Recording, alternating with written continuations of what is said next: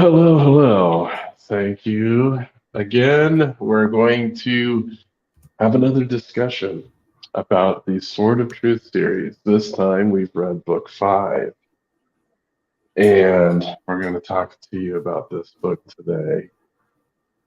Book five is called Soul of Fire.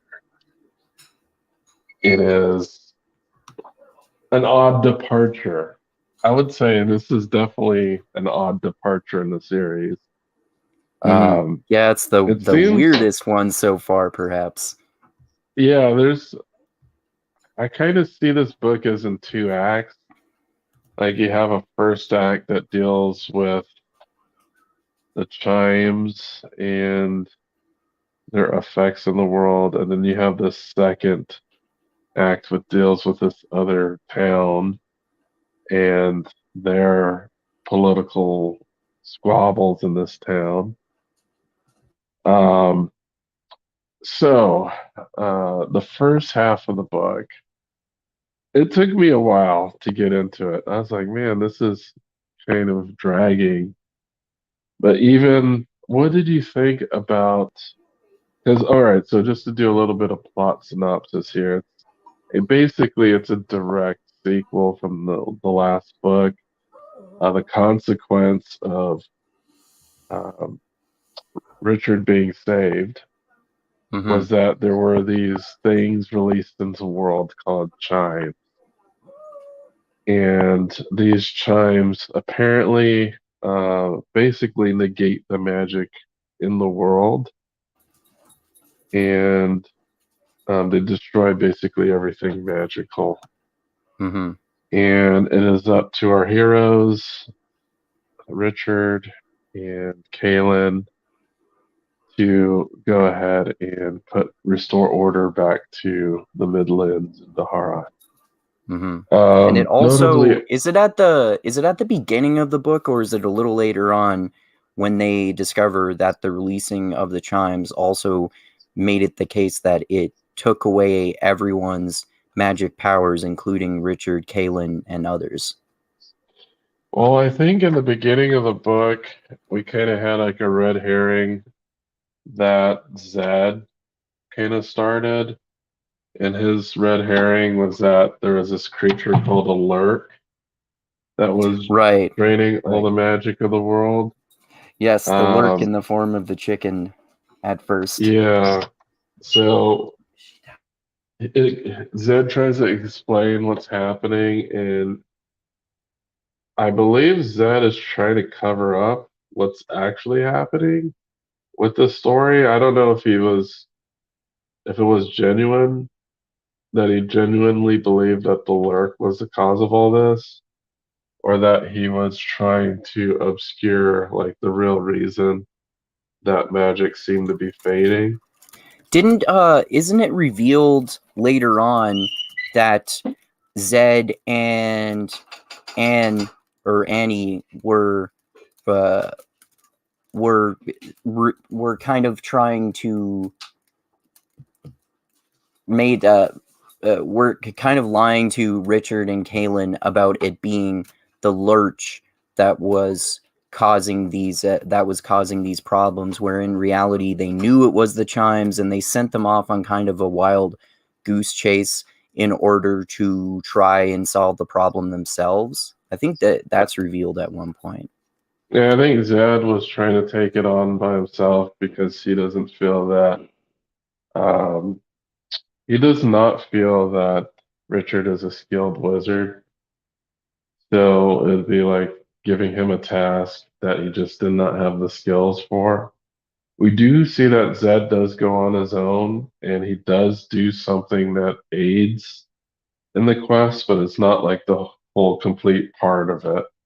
As I know, he goes off on his own and then he thinks that he sacrifices his own life, but instead it gets weird. He like inhabits a crow, I think, and he ends up aiding um, Richard and Kaylin while in this crow form. It gets really convoluted. Yeah. but, He does end up helping them, but we do see in this book there's a pretty big absence of Zed, which is a little disappointing because there's not a whole bunch of Zed scenes. There's just one in the beginning, and then you have one where he goes and um, goes to the waterfall or whatever it is to try to communicate with. I don't know. He goes to a waterfall, like a cave in a waterfall, has his horse wait outside, and he's supposed to perform some type of magic ritual that's supposed to sacrifice his life to stop the chimes. Right. I think the main Yeah, and reason he that's lied is because if he told Richard and Caitlin that he was going to sacrifice his life, they would stop him from doing that. hmm And that cave behind the waterfall is where the chimes originated from when they were created by, is it, I think it was Joseph Anders, who was a wizard, or he had some sort of magical powers, and that ends up connecting to that part where we don't know why these parts are in the book at first, this sort of class system in this other community with the Anders and the Hakens, and they have this like caste system where the Hakens are kind of like the slave or indentured servitude class, and the descendants, or at least supposed descendants, of Joseph Anders are the rulers of this society. And then these characters don't get connected back to Richard and Kaylin until later on in the book. And yeah, that's disappointing about Zed too, because one of the reasons that both of us liked the second book most in the series is because there were so many parts with Zed in it, because he's so much of a more interesting character than Richard is, because Richard is such a one-dimensional and boring character.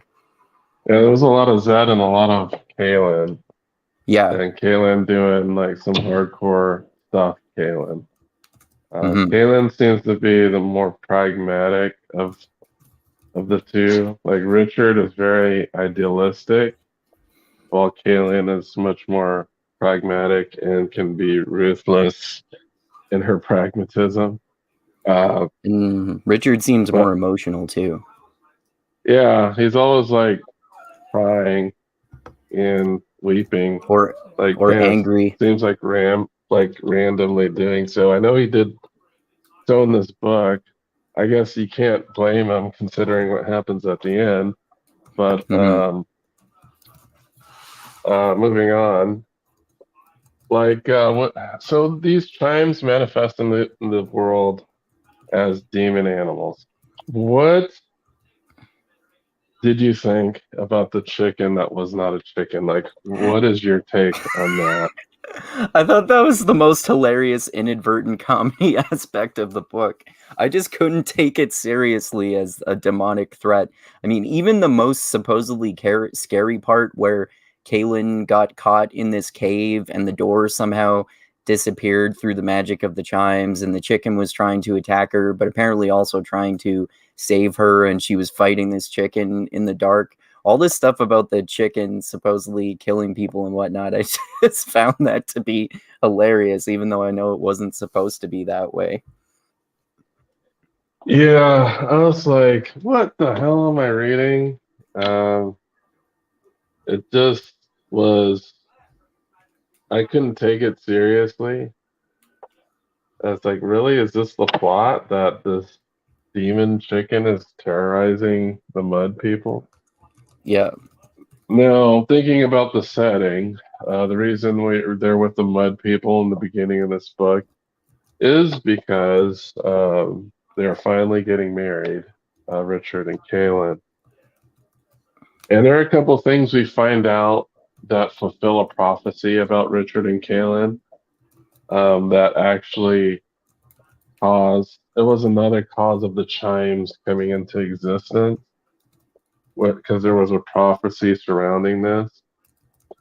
And Richard, in order for this prophecy to have manifested, Richard had to have been married 3 times. And Right. when he married Kaylin, that was the third marriage. The first marriage was in book 2. Yeah, I think it was. Um, yeah, I remember in book 2 when he had to fight like 30 swordsmen.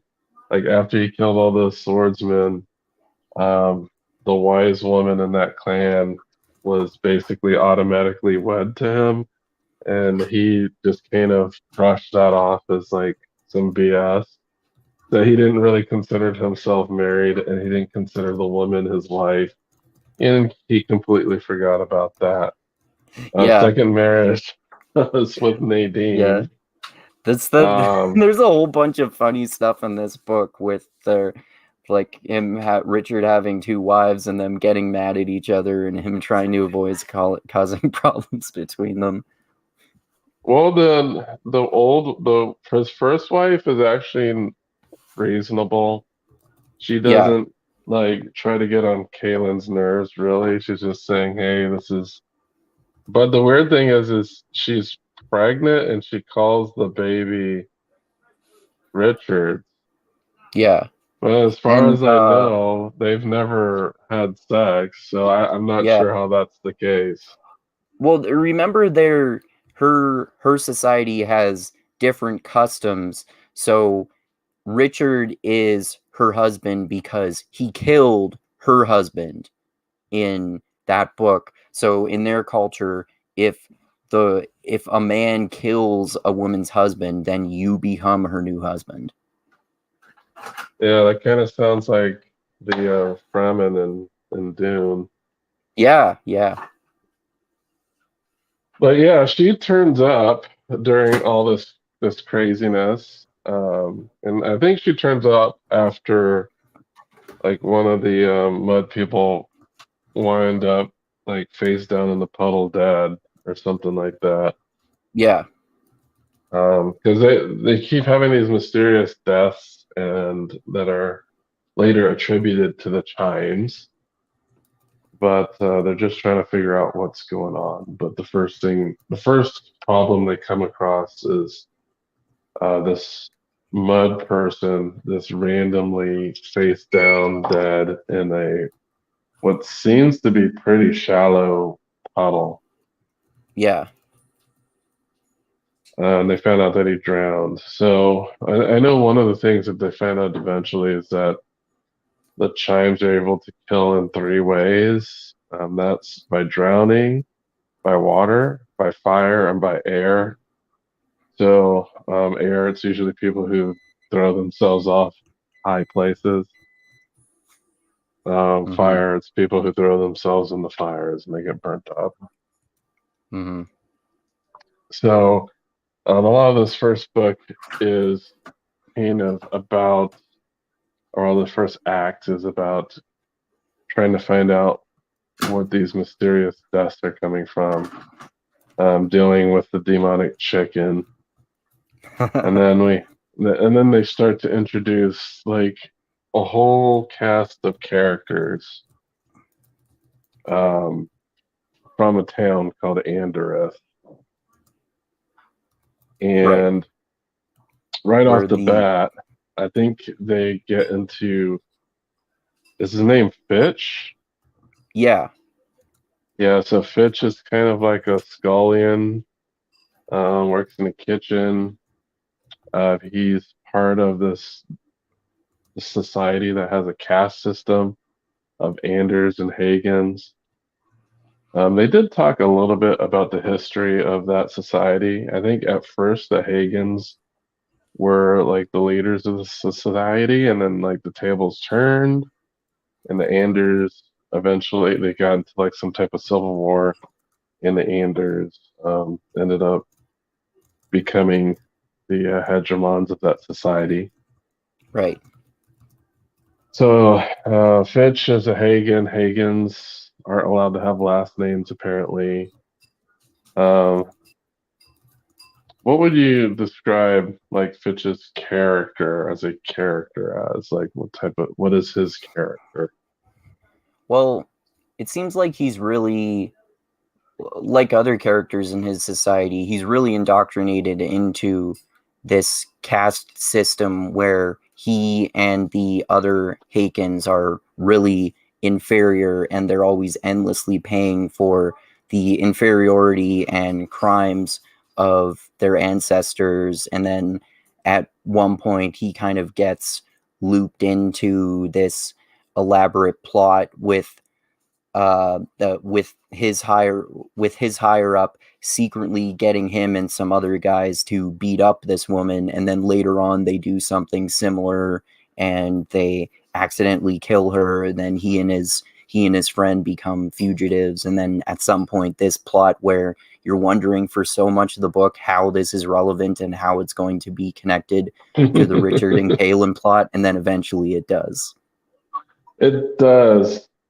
Very like his connection to Richard and Calen has like almost zero to do with his entire character development arc. Mm-hmm. So we'll get into that. But Fitch, yeah, Fitch is very subservient. He doesn't like his station in life. And he does what he's told to do. And it almost seems like I don't know, was not a very moral person. Like he's willing to steal. He does things that are obviously bad, but he doesn't really justify those things in his head much. So maybe he just thinks because he's Hagen, that's part of his core being is being amoral. But man, Well, did I not it like this also, character.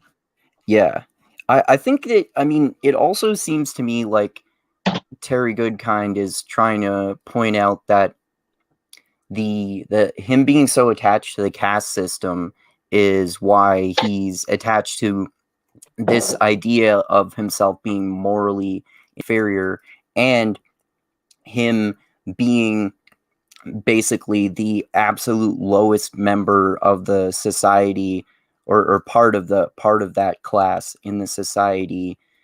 It wants him to crave this power that he has through beating up this woman and doing these terrible things, and he just craves this sense of power, which corrupts him morally more to allow him to make excuses, because in addition to him accepting his supposed moral inferiority, he craves that power because he can never get it as a Haken in that society. Right.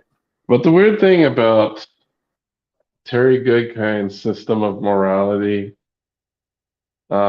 he paints bad guys with very obvious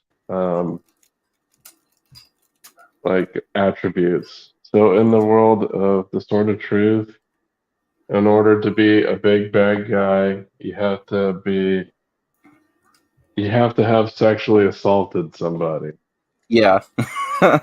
So I think because Fitch is not willing to sexually assault someone, he doesn't get to go into that big bad guy category.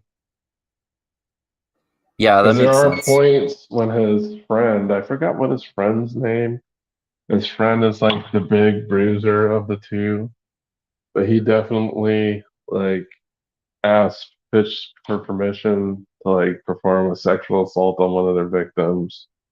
And Fitch is like, no, no, we can't do that.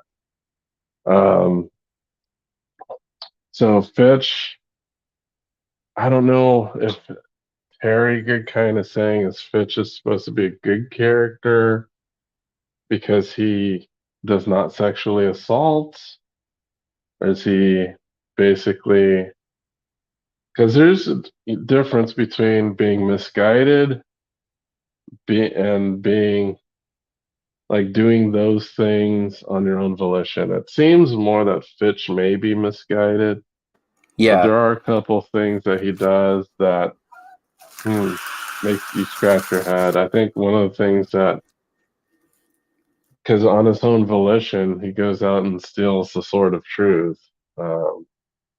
So it's like, yeah, I don't know. Maybe it's just that his society did not grant him with the ability to think in moral terms. But even then, there are other Hagans that we do get to meet who do not have as like a shitty moral system as he does. Mm-hmm. Like there's this one incident between one of Fitch's friends where she was ordered to deliver something to the sovereign's mansion or whatever, and apparently it came. Well, let me before we get into that, there's some other characters we need to kind of discuss here. So Dalton, that's one that we really got to talk about. Dalton is kind of like the sovereign spy master. He's like the fixer. He works behind the scenes to make sure he upholds the reputation of the people in power. In this case, they have an aging, ailing sovereign, and they have someone who is ambitious and wants to try to take over that role. He works directly for the ambitious guy who likes to sexually assault everyone. Right. Um, so basically, Dalton tasks Fitch because first Fitch was seen, he was being nosy around the place and he saw the sovereign um, sexually assault somebody. Mm-hmm. And Dalton says, "Hey, you didn't see anything, but hey, you're going to work for me now."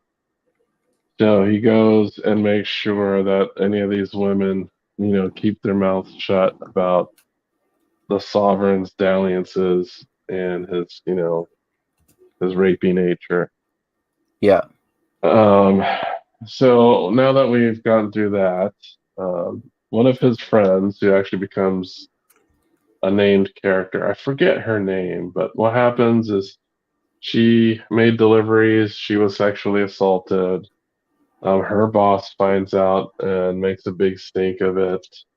And so Dalton is like, okay, Finch, you gotta quiet this girl because we can't have her, talking about the sovereign and his sexual deviancies. So the usual protocol is for him to go to the girl, rough them up, and if that doesn't work, they gotta kill.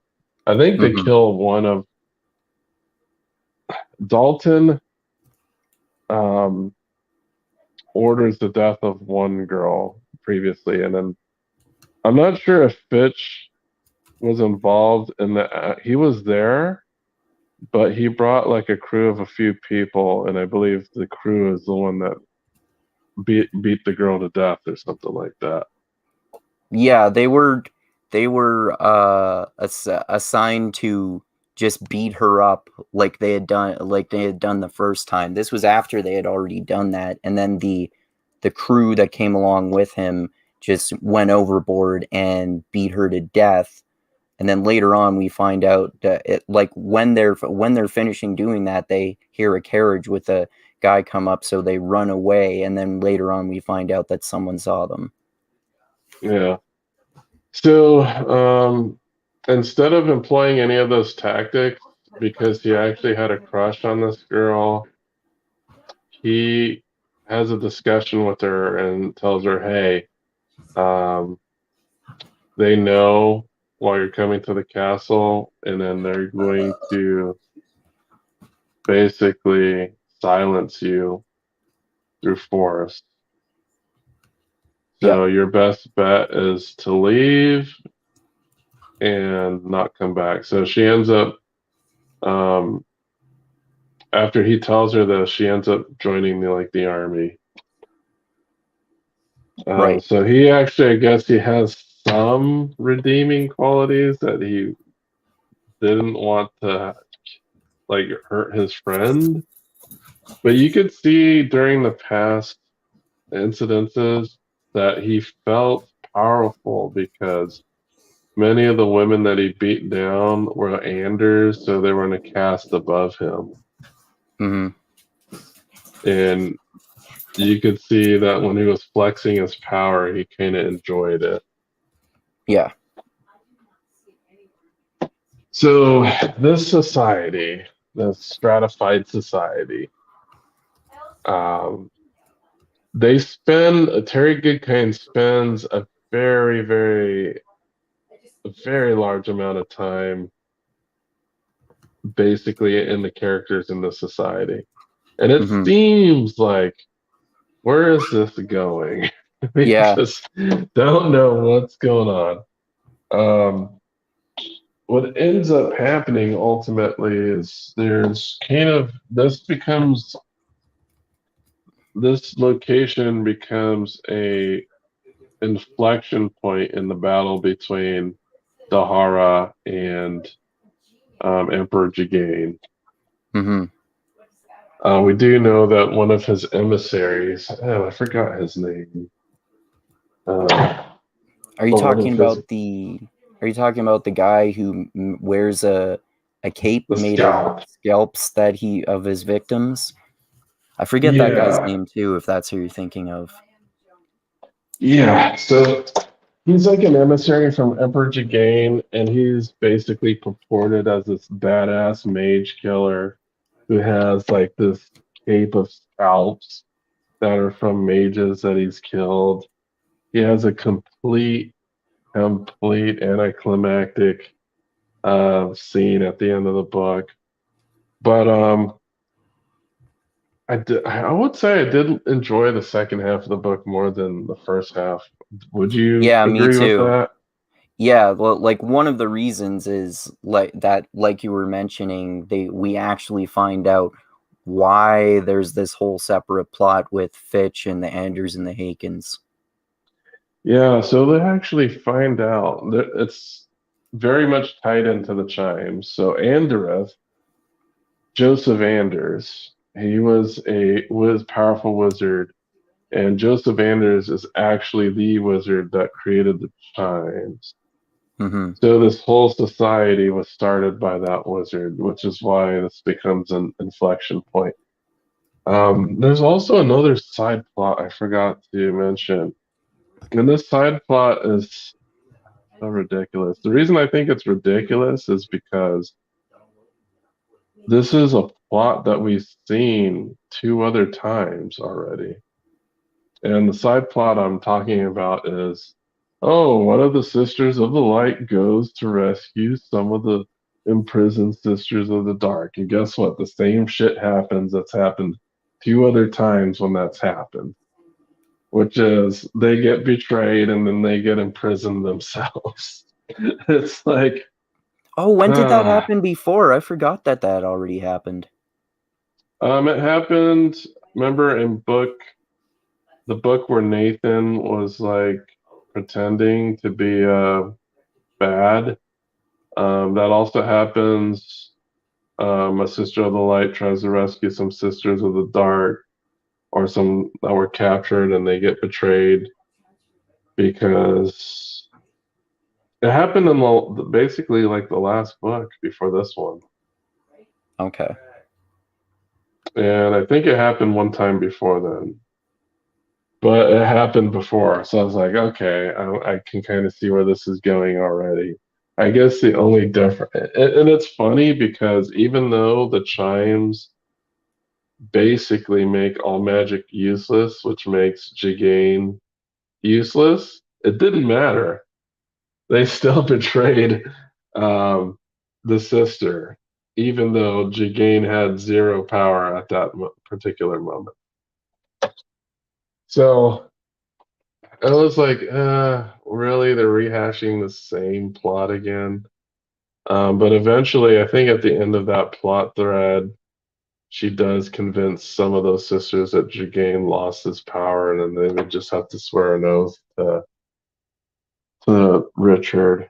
But I was like, man, they gotta cut it out Yeah. with this plot thread already. It's like, Yeah, that's an interesting point too, that they mention when Annie has infiltrated the Jagain or Jagang's or however you pronounce his name's camp, when she's talking with the other sisters of the dark, or no, sisters of the light, that he, like, his dreamwalker powers, as one of his powers that you were mentioning, doesn't work anymore, so he can't basically possess them in the spaces in between their thoughts and control them and know what they're thinking. It's just all of his political manipulation, basically, that's convinced them to be loyal to him, even though Annie mentions that, like, highlights to them that he doesn't have his magic powers, so you can just leave, but they've just become that loyal to him.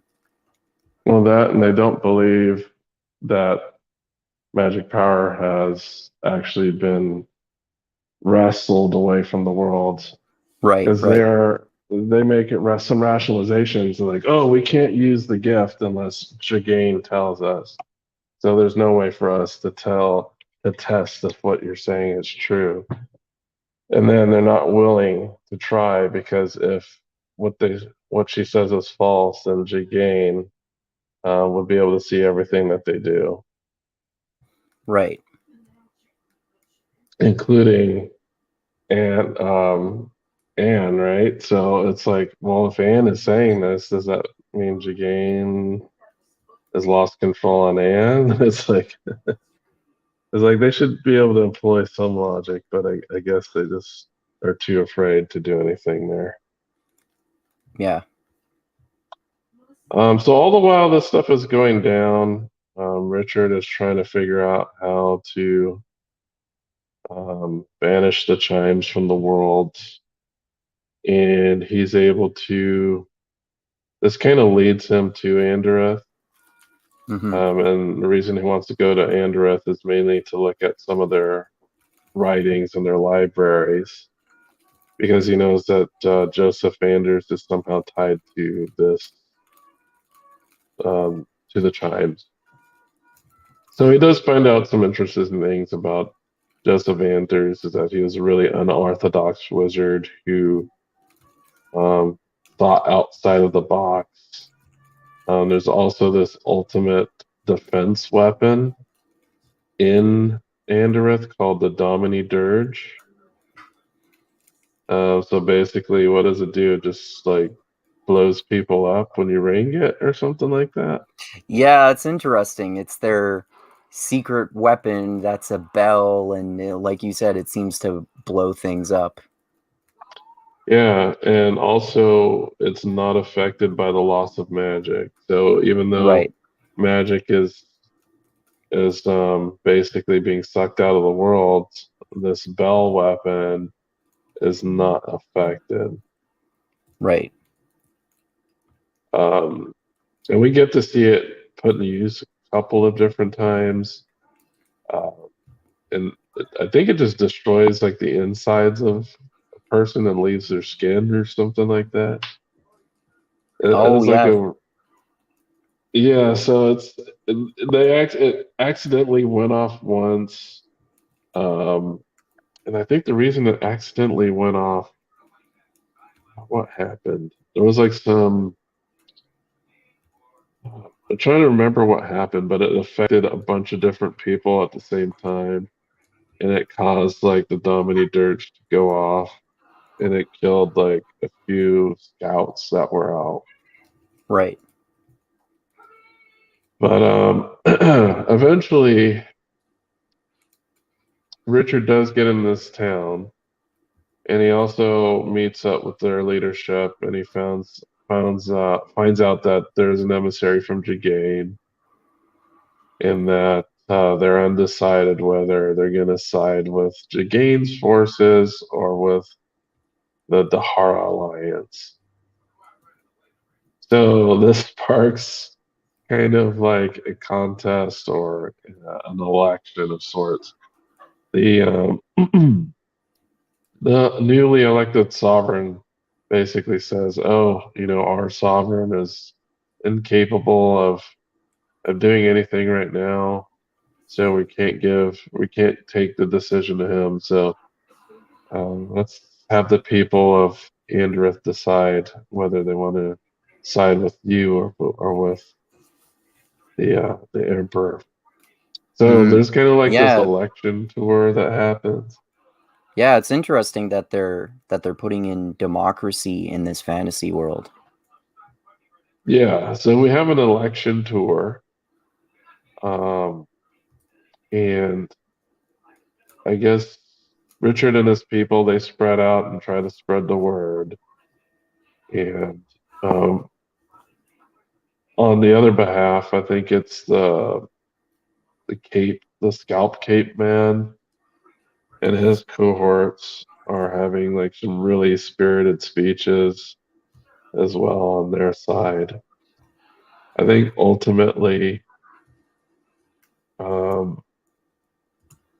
ultimately, really, the sovereign was going to choose Jagain no matter what. So he used his influence to skew the election. Hmm. And what ended up happening is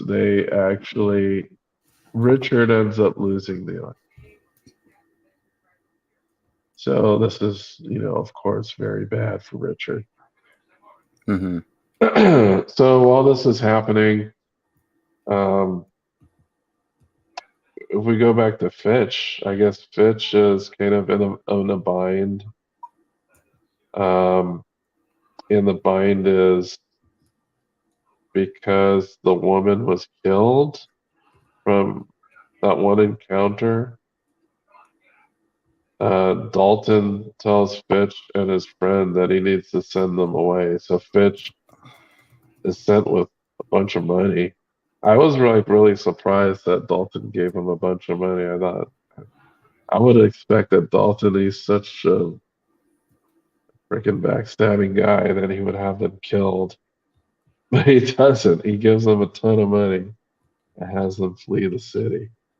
Right. And when Fitch flees the city, I don't know. I saw like an extreme plot hole here. Somehow he makes it to Arendelle, or is that the name of the city? I think so. Where, yeah, so that's the city with the Wizard's Keep. And for some friggin' reason, he and his friend are able to enter this place and steal the sword. It just made no sense to me. And the only person that was guarding it was Kara, like one of the Mord Sith. There was like no other obstacles that they had to get to the sword. And he somehow bests a Mord Sith. I was like, are you kidding me? Well, his friend gets fucking murdered by Kara. So he gets taken out, but he's able to leave with the freaking sword. I was like, really? WTF? What do you think about the ease of him able to acquire the Sword of Truth? Yeah, that did seem too easy. Especially because like during that Kara easily kills his partner, and it seems like Right. just a whole bunch of random luck that leads to him being able to take the Sword of Truth and also knock over that vial that Richard needs supposedly to get his magic powers back without breaking it, because we found out earlier that the you have to drink the black liquid that's in this clear vial without breaking it to be able for it to be able to work. So yeah, that I seemed think really you had convenient to that not breaking specifically, too. didn't you have to destroy that or break the vial with the Sword of Truth or something like that? Oh yeah, I think you're right. Yeah, yeah. Something like that. Yeah. Yeah, so he, yeah, that's why I was scratching my head at this part. There's no way this kid is competent enough to like steal a Sword of Truth from like the most guarded place in Arendelle. It just didn't make sense to me at all. Like it's almost, I don't think Terry Goodkind like planned that well. Like it Hmm. just didn't seem well reasoned to me.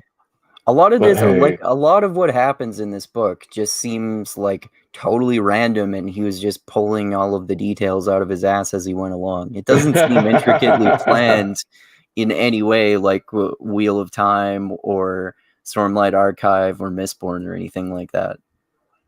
Yeah, and I think for the whole election cycle, I think they gave him a month. So I guess like the travel from Arendelle back is supposed to be like a month.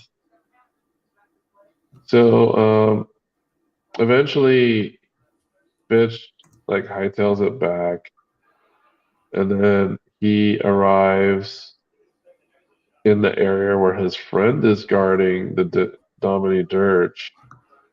And he's like, "Look, I have the Sword of Truth." And she's like, "Well, how'd you get it? Did you steal it?" And she's not very happy that he stole the sword. Mm-hmm. And she tells him that he's wrong to do that. So while this is happening, some guards that are under the command of the Scalp Cape Man start attacking them.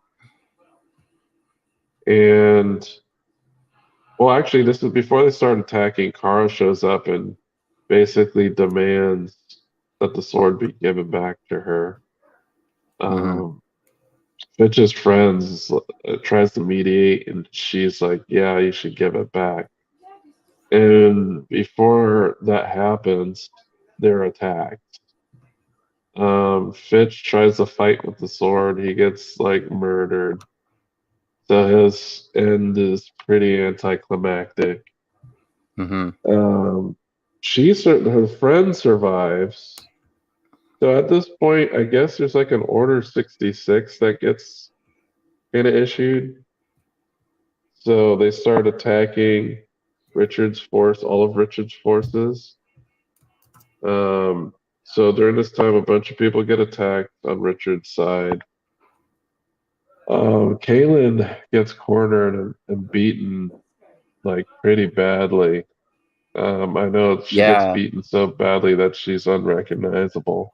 Yeah, even Richard doesn't recognize her, and she gets beaten almost to death. Like we think she's gonna die for a while. One thing we do learn about this particular book is that Mordsith knows CPR, and they call it the breath of life, and it's basically just CPR. Yeah. So I think they use CPR on Kaylin, Yeah. and so Kaylin is in pretty bad shape. And did they not know? Did they not know that they could do that earlier on in the book when that one mud person who was one of the ones guarding Richard died in that shallow puddle due to the influence of the lurk that was in form of the demon chicken at that point? Well, the funny thing is that I believe Richard's first wife knew about the breath of life, but the first guy was already dead, so they couldn't be revived. And it wasn't until they performed it on somebody. It was his first wife that succumbed to the chimes. And one of the Mord Sith accompanying Richard's like, we just need to try the breath of life. And then she ends up doing it. And then he learns how to do it from there. And it's Mm-hmm. just all it is CPR. Yeah. Yeah, exactly. Um, so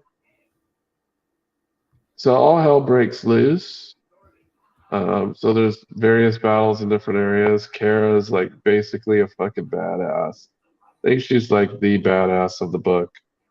Um, she makes some really pragmatic decisions because Fitch's friend survives this battle, and some of those soldiers that attacked them took some of the girls back to rape.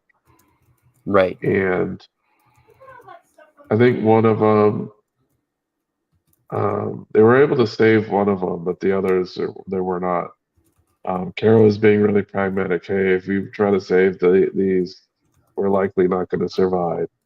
So you're going to have to make a Mhm. choice here. So they do make the hard choice of saying that they'll need to survive and they'll try to help the girl. But they weren't able to bring her with them, but they were able to kill the soldiers. Yeah, So Kara, um, does she get the Sword of Truth back? I think she does, No, right? No. I know eventually the Sword of Truth comes back, but I think what happens is the soldiers get a hold of it and they bring it back to their leadership. There's like a bunch of shit that happens. So really the end is a lot of a blur for me. Um, one of the things that's really significant for me is that Dalton ends up becoming like a huge cock. Yeah, he does. Yeah, Um, because the there's the new ruler of the society, and then it's revealed that his wife is fucking him, and he has to just be okay with it because he can just do what he wants. well, and he does end up becoming okay with it, which is weird. Um, And then they and then she, and then th- is it isn't it him who suggests some kind of devil's three-way with him and his wife? yeah, so the weird thing that happens with this society is that Richard does not win. He Yeah. fails completely. Hmm. He fails to win politically, and he fails to win militarily on both of those ends. So how does this end it does, however, end slightly in their favor. Hmm. So what happens is after the new guy is installed, excuse me, I just had to fix my throat here. Uh, After the new guy is installed, he finds out, oh, you're because the new guy's wife goes to Dalton and say, hey, your wife is screwing my husband. I know, and I thought it was funny because they use the word humping. Say your Yeah. wife is humping my husband. I was like, really? Are they going to use humping in a fantasy sense? Yeah, we're 90s teenagers now. So apparently they were he. So what happened then is like, okay, he was a little angry, but he resigned to it because this guy is like whatever he says goes. Is like, well, I guess since my wife is gonna be um unfaithful, I'm gonna go ahead and screw the sovereign's wife. Yeah. Yeah. Um, so they have that. I was like, man, this guy's a super cuck. So later on, what happens is it's his wife is screwing more than just the sovereign. Um, Yeah. the scalp cape guy goes to Dalton and says, "Oh yeah, your wife's a whore," blah blah blah, and he gets like super offended and is about to attack. And he's like, "Yeah," he says, "I've been screwing your wife too," or something like that. And after hearing this news, he basically just slits Cape Guy's belly open. So this badass mage guy, anti-mage killer guy that was like purported to be a badass, we never see him fight, and That's he true. just dies from getting his belly split open by Dalton the cock. Yeah, Like that's true. That's super also very anticlimactic. anticlimactic. Yeah. Yeah, I was like, okay. And I think in his dying breath, uh, he basically says, "Yeah, you're gonna die anyway because um, somebody got ill And there's like I kind of alluded earlier in the book that the horrors in that town were like tainted with some type of disease, and Right. that Yeah. he was gonna die too. Like Dalton was gonna die as well as the Sovereign because they were screwing around and sex is bad in the Yeah. universe of Yeah. Terry Goodkind. Like extramarital sex is bad in Terry Goodkind's world. Right. So that meant all of everybody got venereal STD, like terminal STDs, and they were gonna die eventually. That's kind of super anticlimactic for that entire arc. Like all the Hmm. bad guys are gonna die from inner strife and STDs. Hmm. So yeah, did you have this? Did you think it was pretty anticlimactic, like the way some of these characters died and how they Yeah. resolved that? Yeah, that's definitely one of the reasons why the ending was kind of a blur for me, like it was for you. And there's also these political connotations that we have with some of the decisions that Richard makes. He Hmm. loses the election, and he doesn't. It's not that it doesn't seem that he doesn't care that much. He says the people voted for what they're going to get, and they're going to get it, and I'm not going to stop it. He doesn't. It's almost like he doesn't take any responsibility that he's a bad politician. You know. Um, and he also says he should have been more authoritarian and Yeah. not have allowed them to do this in the first place. This seems like some pretty clear indication of Terry Goodkind's actual opinion, because it seems like he basically is Richard or wants to be Richard, and this is kind of a democracy bad thing. We need authoritarian dictators. Which is weird, considering that he's such a huge Ayn Rand fan. Yeah. Um, Well, but Ayn Rand and objectivists and libertarians are not fans of democracy, though. I mean, like they were. She kind of seems like an anarcho-capitalist in today's world, although I'm sure anarcho-capitalists would have some disagreements with her philosophy. hmm. So yeah, we see that Richard is okay with authoritarianism. Um, he would have rather just forced his outcome without using a democratic process. Yes, this democratic process was corrupt, Hmm. obviously. Um, so I'm trying to see is Terry Good kind of trying to make the commentary that democratic processes are corrupt? Like, I kind of see where he's coming from. They can be Yeah, corrupted. Like I'm not even disagreeing with him there. But it's yeah, not like, oh, the moral of this story is not to try to clean up the corruption, it's to do away with democracy altogether. yeah. That's the part of it that I disagree with. So, yeah, I was like, oh, that's kind of a weird moral of the story if that's what he's trying to get at here. Yeah, Um, but yeah, it ends very anticlimactically. And also with Zed doesn't end up sacrificing his life. He ends up helping.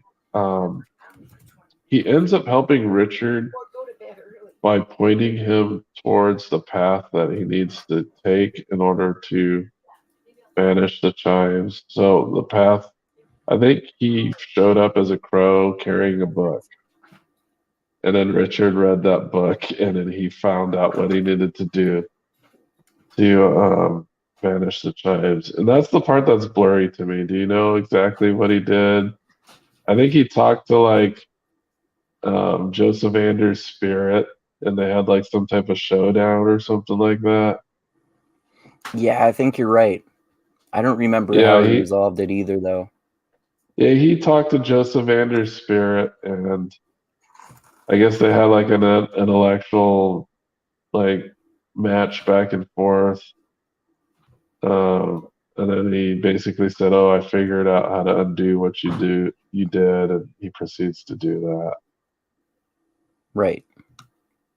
But this book, overall, what'd you think about it? I thought it was okay. Like we were talking about before, I thought it was mediocre. It's one of my least favorite ones. I like it. I like it more than book three, which was the absolute worst in the series. I think Right.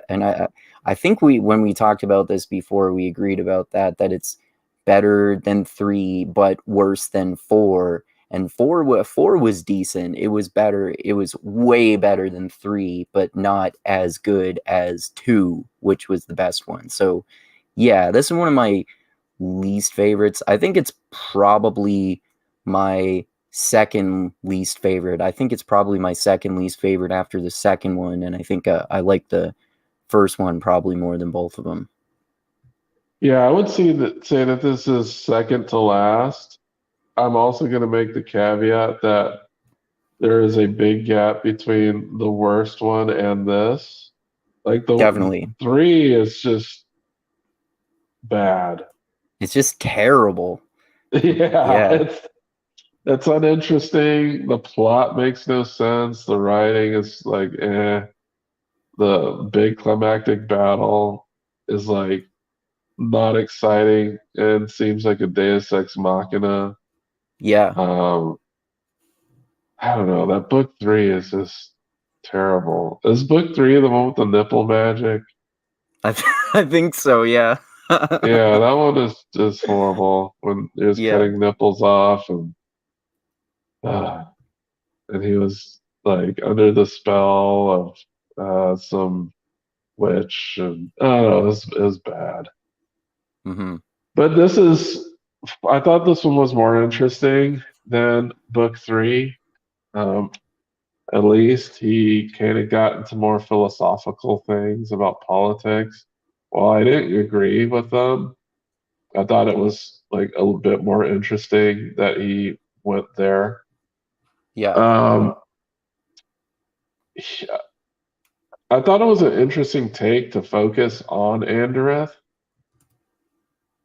It wasn't great, but it wasn't horrible. Like I was like kind of interested in what was going on in this town of like a hierarchy of these sexual assaulters, these Yeah. people covering up sexual assaults, and then using like these low level people in the caste system.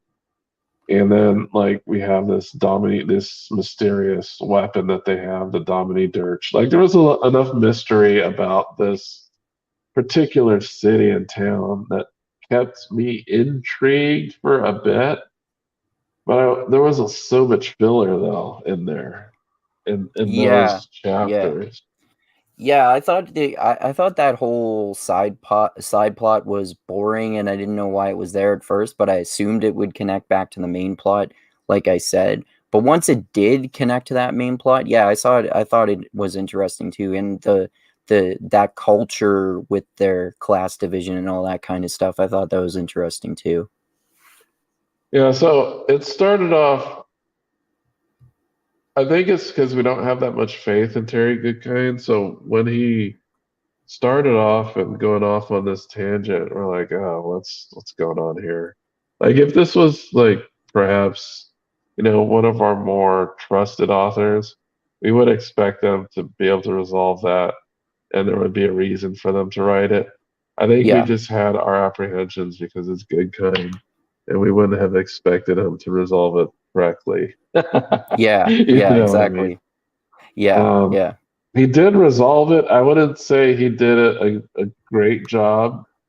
He did tie it in to like the overall narrative, But man, did he spend so much time lingering on that town. Yeah. I think the book is more about Dalton and Fitch than it is about Richard and Kaylin. I bet if I were to go and do like a POV count and page count, I'd say like the Andorith side of the story got more play than anything else. Hmm. But I thought it was, yeah, I totally agree with you. I would say that it is second to last for me. Um, it is overall a mediocre book. It's it's not above average at all. It's not even average. I'd say it's a little below average if you had asked me. Yeah. Um, but yeah, I was glad to talk to Tristram about it because it sounds like the next book is going to be weird and Oh, okay. interesting. I was gonna So say because you always ask me if I'm willing to continue on with the you're series. going to I say will no, continue. aren't you? No. I was gonna say actually I will continue on with the series, but for one more book, if book 6 is mediocre or bad, then I think I'll bail on the series at that point. I think I want to get as far as to where Tristram talks about how he deals um with pacifists Oh because yeah, I want to actually get to that part. Hopefully it's in the next book. If not, you don't have to go on that journey with me. Because I know you want to bow out of the series. Because it seems like we have nothing but shit to talk about when yeah, we're talking about these books. yeah. I didn't consider really it torturous or anything to go through this particular book. Um, yeah, book three was definitely torturous. This wasn't. I was like, okay, it's a bit slow. It's not fucking horrible, but I can get through it. And the ending, while it was anticlimactic, it did ratchet up to something, but it was a bit less than what I would have expected. So yeah, I think I gave this.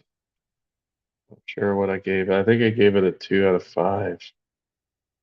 I think I might have given it a 3 because I gave if I remember correctly, I gave book 3 2 stars and you gave it 1. So since I like this more than book 2, I thought it deserved 3 stars.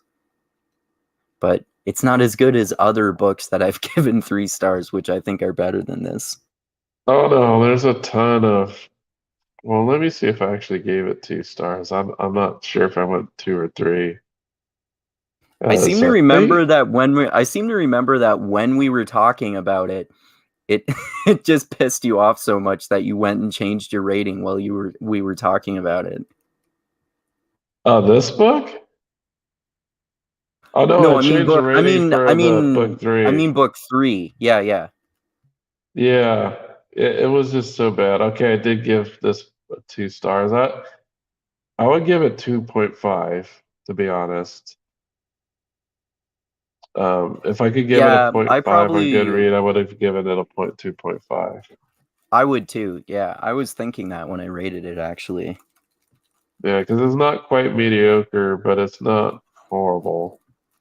Yeah. Um, I thought it was, and there were some interesting things in there. It wasn't like it was comically like the anticlimax of Dalton becoming a cuck and getting an STD. I actually found that humorous. Like Yeah. I was laughing. I was like, "Really? Is this how this character's ending?" Yeah, He yeah. becomes a STD filled cuck. I was like, "That is so dumb." I thought the best my favorite part of the book because it was my favorite inadvertent comedy section was with the whole possessed demon chicken. Yeah, I was like, "This is so weird." I almost feel like it's I felt that the book was being super abstract at that point. It's like, are they being abstract or are they being very direct that this is a demon chicken? I Yeah, was like, oh, this is so weird. yeah, But yeah, I guess that's all we have to say about this book. If you like it, check it out. If you like this series, would I recommend it?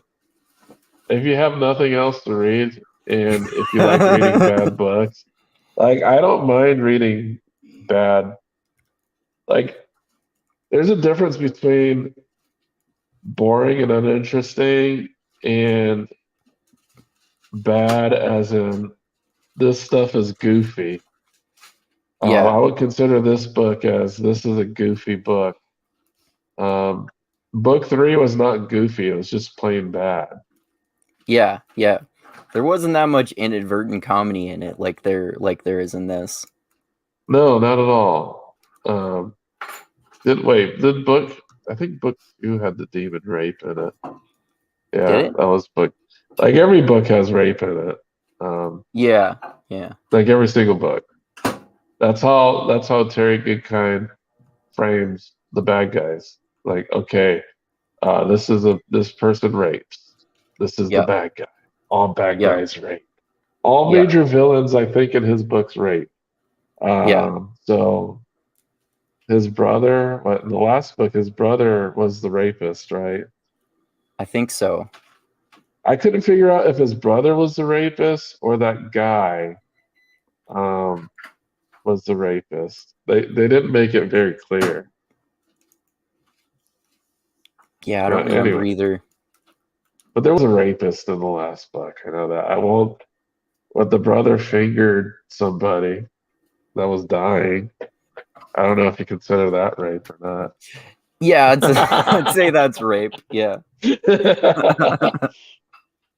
But he was doing That it was to heal her, that was when though. that was when he was feeling Kara's tits while she was unconscious, and then he fingered her because he said that's part of his magic. See, this is what I mean by goofily bad. That's Yeah, one of the reasons why I like the last book because there's such goofy bad stuff in there. And it was interesting, but it was goofily bad. And the funny thing I'm saying goofily bad is, like Terry Goodkind is completely serious, and there's not supposed to be funny at all. yeah. Okay, so now that we wrapped that up, what have you been reading? What have you been up to with the reading?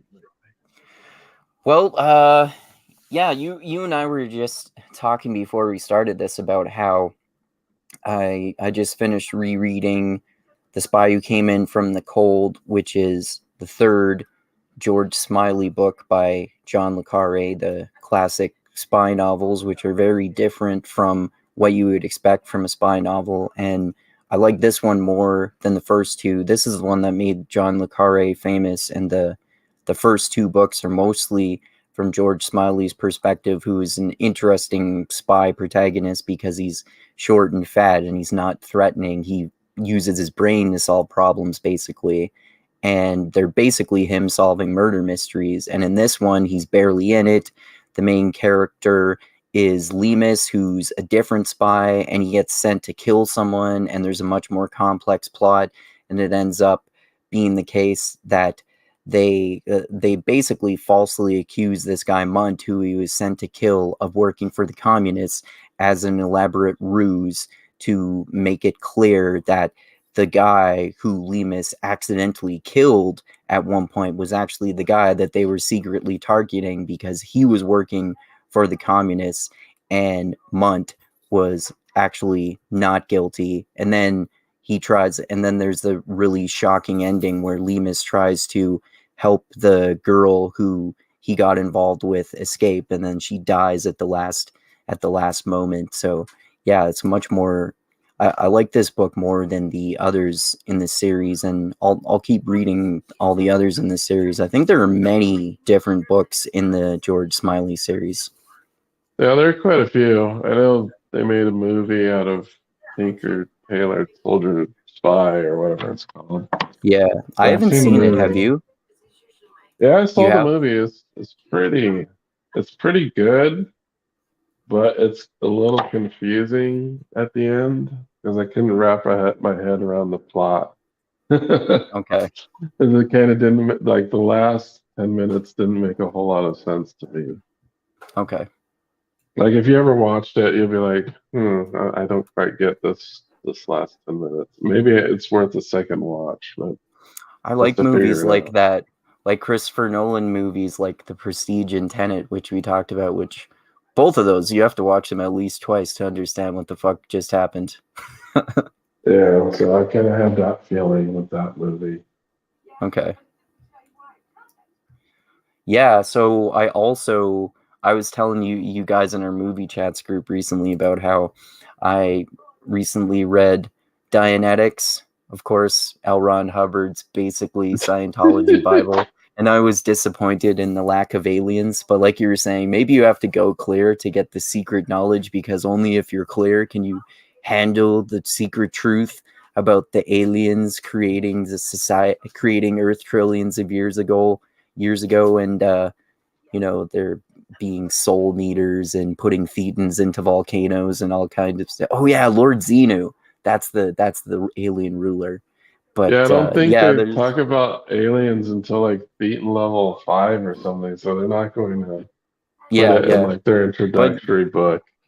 yeah, this was entertaining because there was a whole bunch of inadvertent comedy and all of the claims like Scientology is going to solve all your problems and make it that you never experience negative emotions ever again, and and all this kind of stuff. Do they really claim that? Yeah, yeah, basically. Sounds And like it's it'd probably be pretty unhealthy to never yeah. experience negative emotions. Well, yeah, it's based on this outdated uh scientific dichotomy which is no longer true about he draws the distinction between the analytical mind and the reactive mind. So if you're prey to your reactive mind, then you're a victim to your emotions and you have to be this ultimate rationalist who has complete control over your emotions, whereas in reality we know that's not actually psychologically healthy for people and it's not the way that people behave. Yeah, that seems weird. That Yeah. explains a lot, though. Yeah, there's there's some really funny parts like that part. I don't know if you guys read that. The part that's like it's a sample. This is my favorite part in the book. It's a and it's of again inadvertent comedy. It's a sample dialogue between a man and a woman when they're having sex, and they're doing Oh, this cheesy dirty talk like, oh yes, it's so wonderful, it's so beautiful, and then after they're done the guy says get off because he apparently wants her to douche because she doesn't know that they don't know that she's pregnant yet. And what? there's all this stuff about when you're getting audited, you're basically trying to unveil someone's suppressed memories that they had from when they were a fetus because you have developmental trauma from when you were a fetus that you need to resolve, and then you'll eventually become the master of your emotions and you won't be a slave to your reactive mind anymore. Okay. Yeah. Can't even have a. That doesn't make sense. No. Yeah. It's worth reading if you want to laugh at how ridiculous it is. Obviously some people have found it convincing, which I also find funny. I mean, I guess the only aspect of it that I can see how it would be appealing to most people is which is how people get into cults and religions and stuff like that, or extreme religions, which is they think you know this is going to solve all your problems, and that's why people get sucked into that sort of thing. But you'd have to be really desperate to believe all that kind of stuff.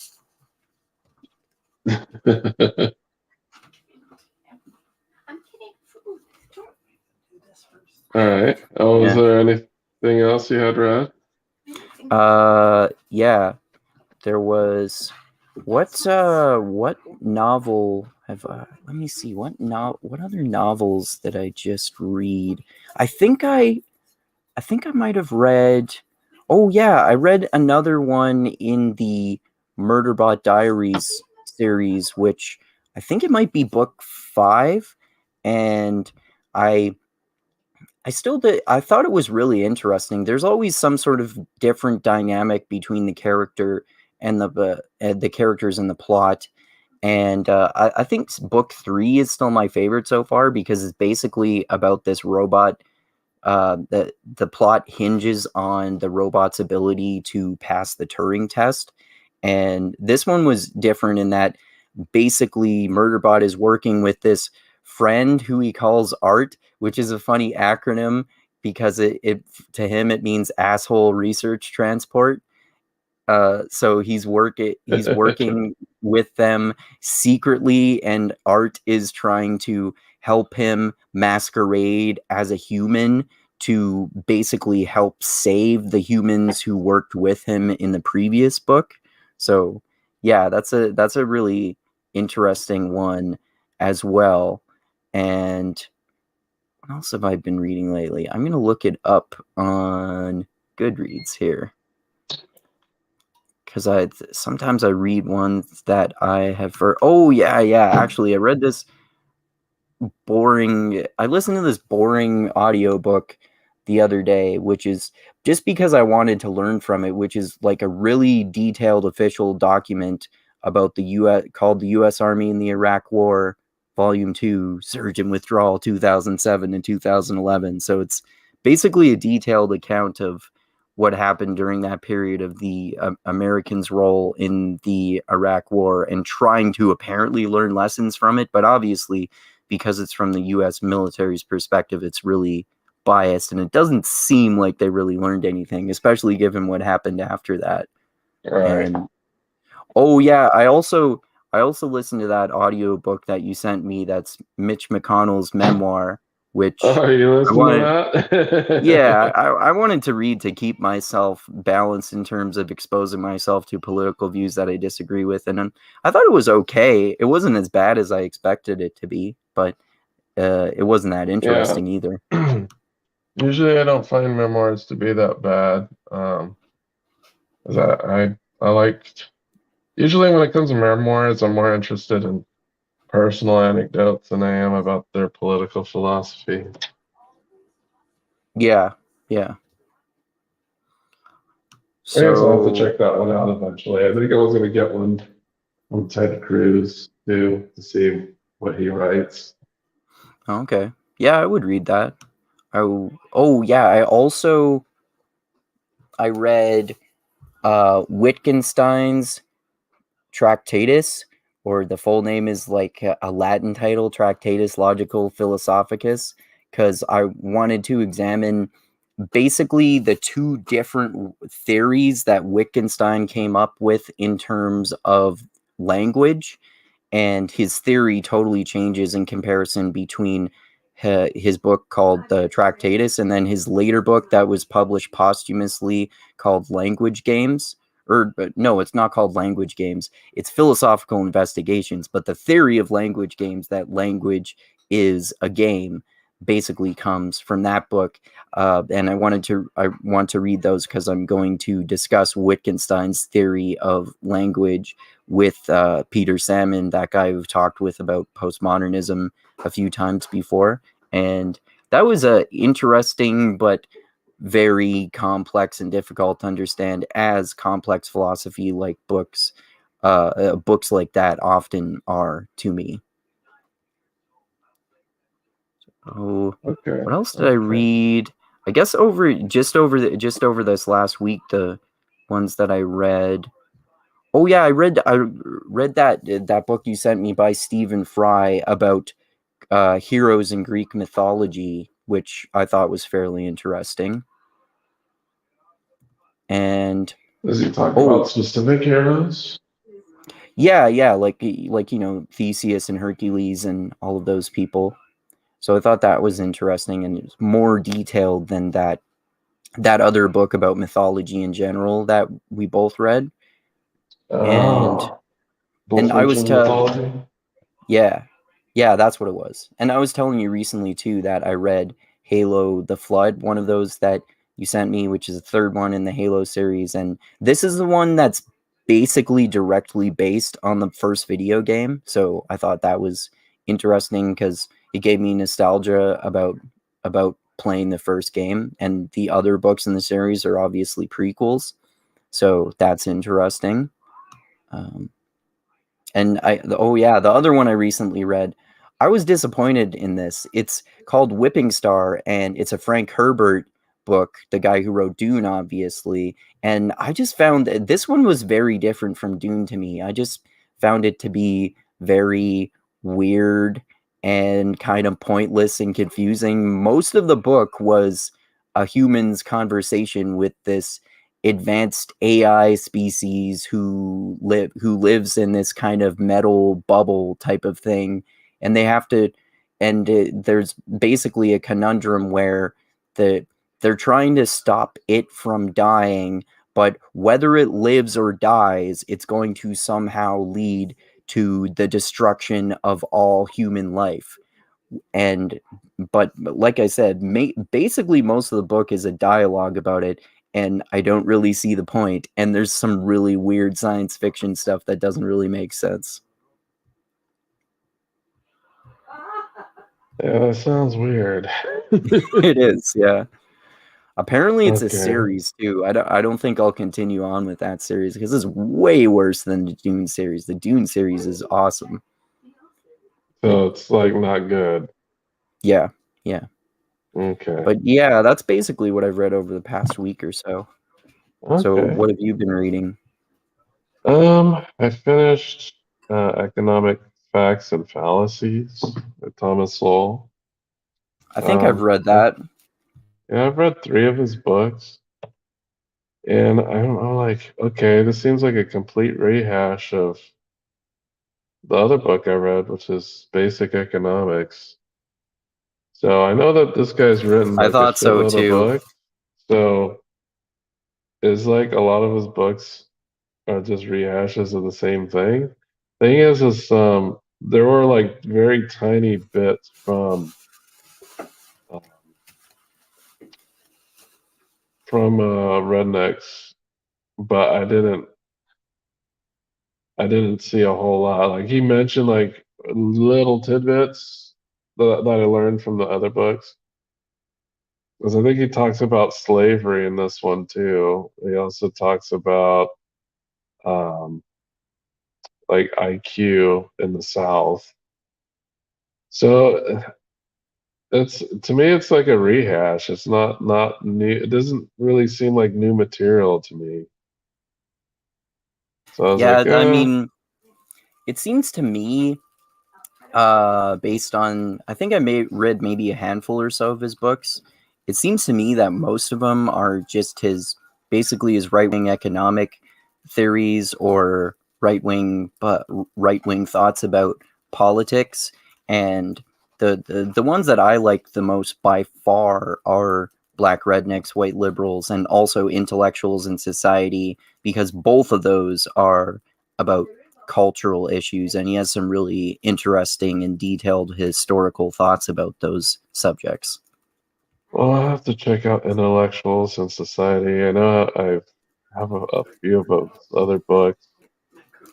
I don't know if I posted them to my drive, but I don't think I have. so. Yeah, I'll have to post those because I have The Quest for Cosmic Justice, Who's that by? Thomas Is that? Sowell. Oh, that's Thomas Sowell too. Oh, okay, Yeah, interesting. I have a few other Thomas Sowell books, but I don't know if I posted them or not. I'll have to do that so you can check them out. It sounds like Cool. you checked out a lot of the books that I posted in my Yeah, drive there. I've probably read most of them at this point. I still I'm gonna read today. I was going to listen to that. I think it's a standalone book by Jeff Vandermeer. I forget what it's called, but it's one of those that you sent me that I haven't read yet. And I still have a few of those Halo books to read, and I'm going to eventually get into The Way of Shadows and start that. Is that the Night Angel series? Yeah, that's the first Yeah. book. Yeah. It's good. I like the Night Angel series. It's Yeah, grimdark. It's definitely grimdark. Like if you thought, because I didn't really consider um this other series. What's it called? What's it called? I remember it's the name of the series sounds Something to do similar with to colors.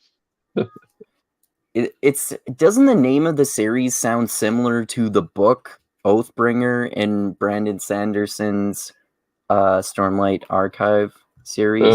I think so. It's Brent Lightbringer. Weeks, right? Yeah, Lightbringer. That's what it is. Bringer. That's why it reminded me. The second part of it is Bringer. Yeah, that's what it is. Yeah, it's as I don't consider Lightbringer to be grimdark, but I do Yeah. consider Night Angel to be grimdark.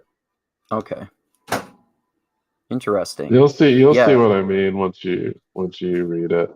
It's Okay. much darker in tone. Cool. Well, yeah, I'm glad you'll get into that. I want to hear what you think about it. Yeah. Let's see, what else did I read? Red Rising, which I think we'll talk about at some later date. Yeah. I was gonna say either tomorrow if I'm ready early enough, or if it works out, I might go to see a movie tomorrow too. I might go and see that new the new Doctor Strange in the Multiverse of Madness movie tomorrow. Oh, cool.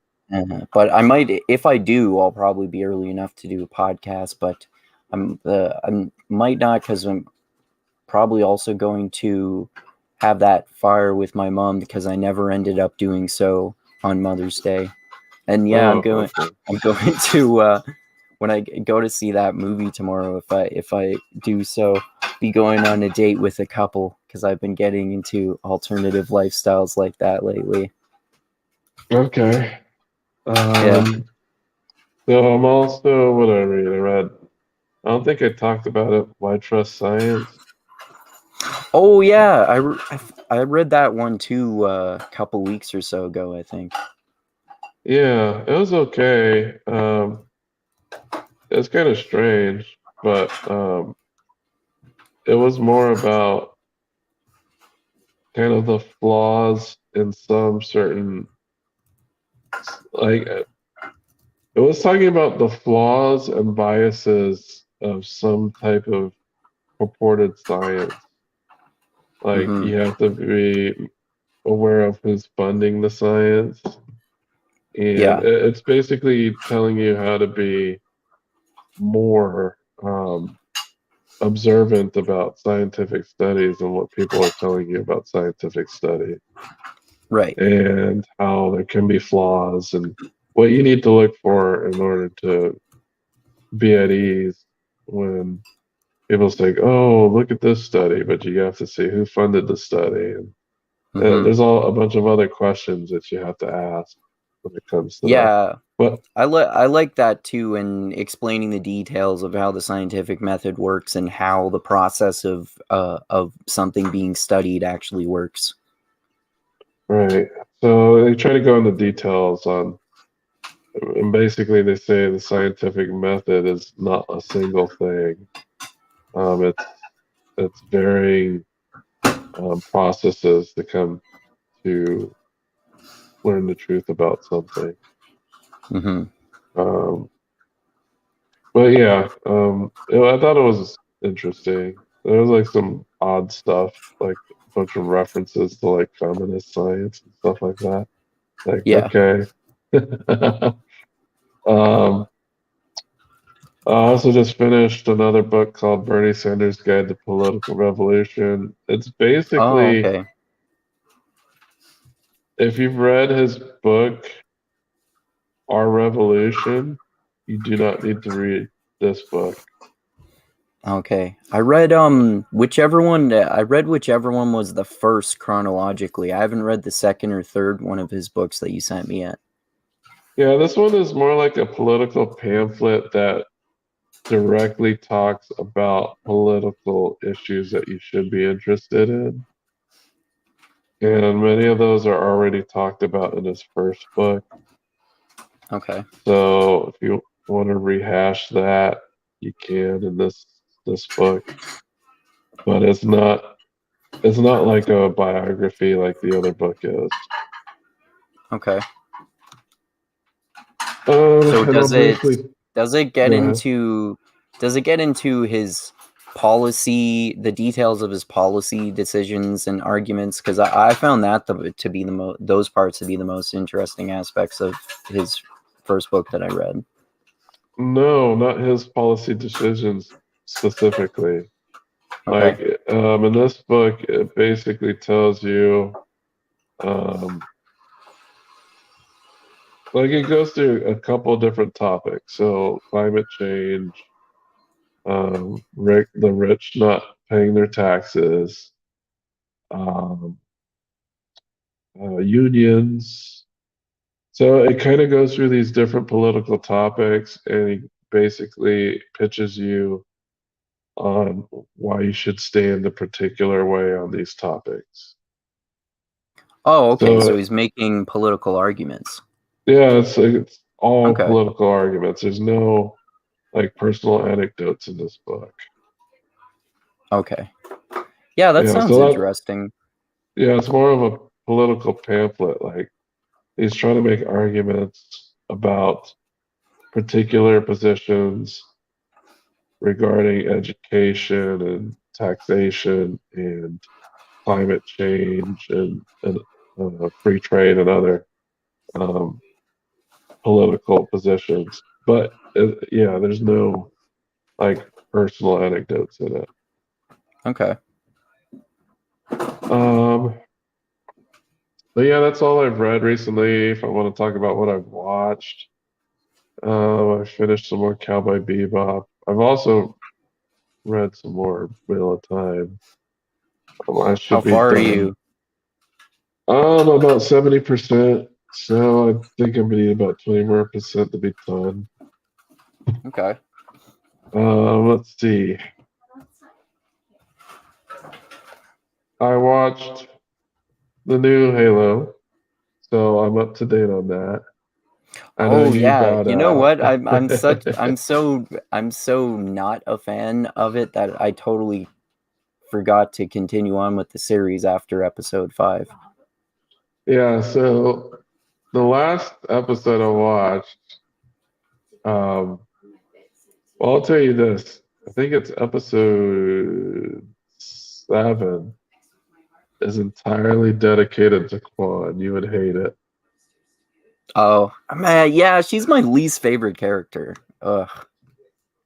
However, because it's entirely dedicated to Quan, there's no Quan in episode 5 and episode 8. No, Okay. episode 6 and episode 8. Yeah. I think Okay. 9 is the last episode of the season, so there's one more episode that's going to be coming up this Thursday. Hopefully, because it's the last episode of the season, there are going to actually be a whole bunch of epic Spartan battles with the Covenant, because that has been sorely lacking in the series so far. I think there's going to be, well, there was some Covenant battles. There's one in the first episode, one in the 4th or 5th episode, and they're kind of I pointing think it's the 4th. 4th. Wait, no, Oh, no, no. It's 5, isn't it? is it 5? Yeah, I think it is. Because I remember you telling me when I hadn't watched 5 yet that there were actually some Covenant battles in episode 5. Yeah. So also, I think they're kind of leading up to a battle. I'm not sure, but there's a lot. The episode 8 is a lot of internal conflict and politics, Okay. and I don't know. I know you're not going to watch it, so but just in case, I'll spoil Yeah, it sounds it. like episode 6, 7, and 8 are not that good. Oh yeah, I think my favorite I think that actually episode 6 is pretty good. Actually, it's not bad. Yeah. Yeah, I thought episode 6 was pretty good. Even the guys Maybe that have been hating on the show liked episode 6. There's this maybe YouTube channel I'll. I watch called Angry Joe, and they've Okay. done reviews on every single episode. I think a lot of those episodes were copyright claimed by CBS because they're Oh. really trying to stop them from putting these reviews out. Because some of them are pretty scathing, but Oh. they really liked episode 6 actually. And in Oh. episode Okay. 6, there's no battles going on, but there's a lot of good acting and tension in episode 6. Oh. Okay. They, Is that the however, hated one? episode 8. Is 6 the one you said that's entirely from the perspective of Quan? No, there's no Quan in episode 6 Oh, at okay. Is all. it 7 Maybe then? That's 7 that is way? entirely Quan. Oh, okay. I Okay. think they loved episode 6 too because Quan wasn't in it. Oh, okay. Yeah. So I'm caught up with that. I've been watching Cowboy Bebop. So I'm about 16 episodes into that. Okay. Been There's watching some series. only is there only one season of that, or Yeah, just one season. okay. Yeah, I thought so. I didn't remember whether I was confusing that with the only season of Evangelion that's on Netflix, or I'm not sure if that's the only one that exists. Yeah, there's only one season of that. Okay. There's like a lot of animes that only have one season. Yeah. So yeah, I watched that, and this anime called God Eater I've been watching. It's been pretty good. But yeah, that's all I've been reading and watching lately. Okay. Yeah, for me, for what I've been watching, I just finished season 3 of Mr. Robot, which is awesome as always, and has that big cliffhanger ending that always happens. Oh, what's his name? Man, What's when that guy's name? I forget his name, but we find out that The German? Is he German or he's like some other nationality? I don't remember. I don't think there's a German guy, but but we find out that villain guy who's the head of E Corp is actually Amanda's father, which is a huge reveal. And oh yeah, that's right. I forgot about that. And that guy who was Elliot's cellmate, who's working for the Dark Army, he kills those Dark Army henchmen right before White Rose's right-hand man, who is there, is about to kill Elliot and his sister. And of course, in that episode, there's the Elliot's sister has sex with that lesbian SBI agent, which is awesome. I was looking forward to that, even though they don't actually really show much. But yeah, there is so many interesting plot twists, and then you see that guy Bobby Cannavale, who I always remember from Everybody Loves Raymond, does a fucking brilliant acting job of playing a very calm and controlled psychopath. And then in this episode, you see him finally lose his cool and murder the fuck out of a guy with an axe. Isn't Everybody Loves Raymond? Yeah, that's what I first remember seeing him in. Oh, I didn't know he wasn't there. I might be confusing it with a different '90s show, but I'm pretty sure that's what I remember him from. But yeah, I've been watching. Oh yeah, I just started watching season 4 of Ozark finally, which is awesome as always. Man, that's such a good show. No wonder everyone loves it. And Jason Bateman and Laura Linney especially, I'm just so used to seeing them play fucking skilled manipulative psychopaths that they have become for laundering money for the Mexican drug cartel and of course they're known for playing just like drama or romance, or well, not drama but romance or comedies basically, mostly up until this point. And yeah, have you seen Ozark? I've seen, I think, the first season. I Okay. need to get Yeah, back into it.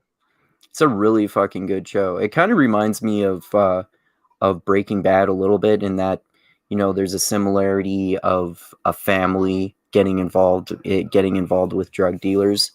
So there are a lot of similar different dynamics, and they have to make dark decisions and all this kind of stuff. Yeah, it's a really Okay. good show.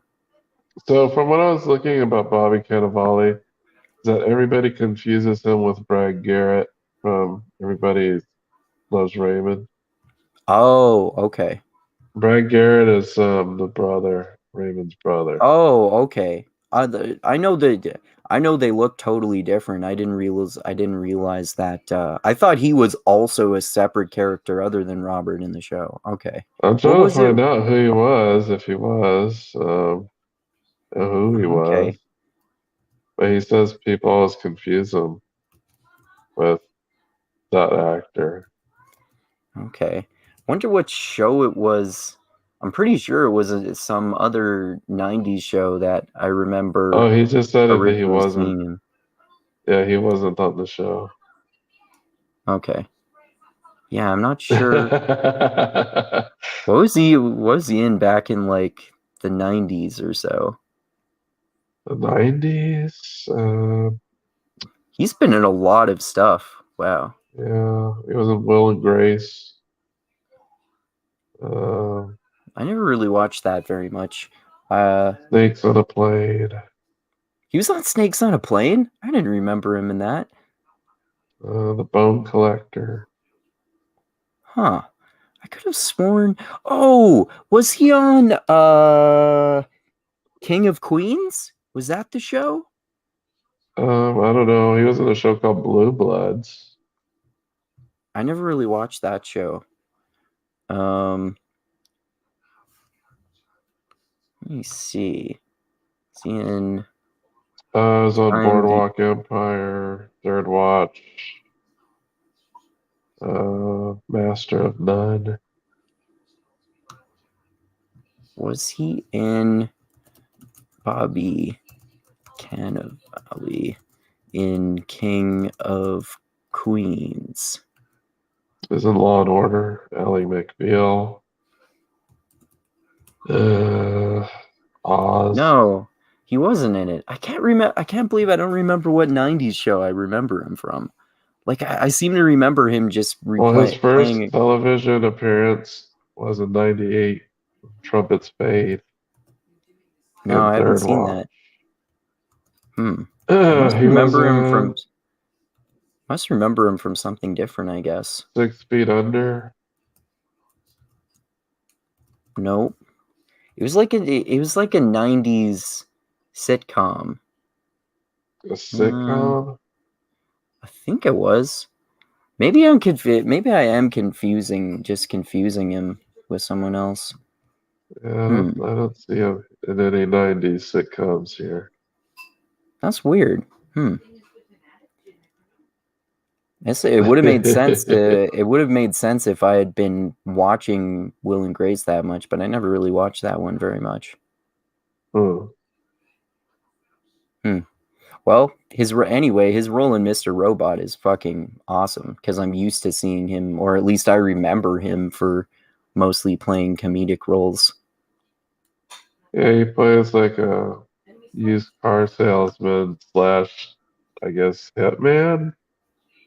Or not really hitman. Yeah, I don't know. Like does the dirty kind of work like of. yeah, he does the dirty work for the Dark Army, even if it includes killing people and all that kind of stuff. Yeah. I know I started season 4, but I haven't finished it. That's probably something I should finish. So I've been watching also The Expanse. I'm gonna finish Yeah, that too. I think I just finished season 4 recently and was gonna start season 5 soon. Oh, so you're ahead of me then with the TV show. Oh, okay. I thought 'Cause you had I'm on already season watched the whole 4. series. Oh, okay. No, I haven't Yeah. finished it yet. So far, I think I like. But I think I like the first 3 seasons more than season 4 so far, but it's still pretty good. And the way it ends is interesting too. There's some cool stuff that happens with Miller slash the molecule this season, as you've probably already noticed if you started it. Yeah. Well, as far as I got is a nuclear explosion happened on the planet, and also the engines from the orbit spacecrafts are not functional. So that's where Yeah, I'm at right now. that's actually an arc that takes place over 3 or 4 episodes of the season, I think. Okay, because I remember that it's like pretty much spot on when it comes to the books. They switched some of the characters around a bit, as I Hmm. know now the character that's the person that is kind of the reluctant terrorist is now a woman. It was a man in the books, and it was a character from one of the earlier books too. Also, Oh, okay. Havelock is nowhere to be seen in Oh, this. right. And I thought Havelock was a really cool character in book 4. Yeah, And he was what what's his name? Creature, or that bad guy on the new planet who's Mercury? trying to Mercury, that's his name, who's trying to take control of it. I liked his role. He always plays a bad guy and he's very good at it. Yeah, he plays a bad guy in Halo. Plays Venture. Oh, he does? Oh, okay. Yeah, he plays the guy that takes over Madrigal after Oh, the right. Resistance gets murdered. Okay. I was gonna comment before. I would I wonder why they named the show creators named that Madrigal, because uh, lefties like Ben Burgess, who I've talked with, and others like him, always mention Madrigal because it seems like it's one of the only, or at least the biggest, well, worker owned or well known worker owned co-ops in the world. So Oh, I have no idea.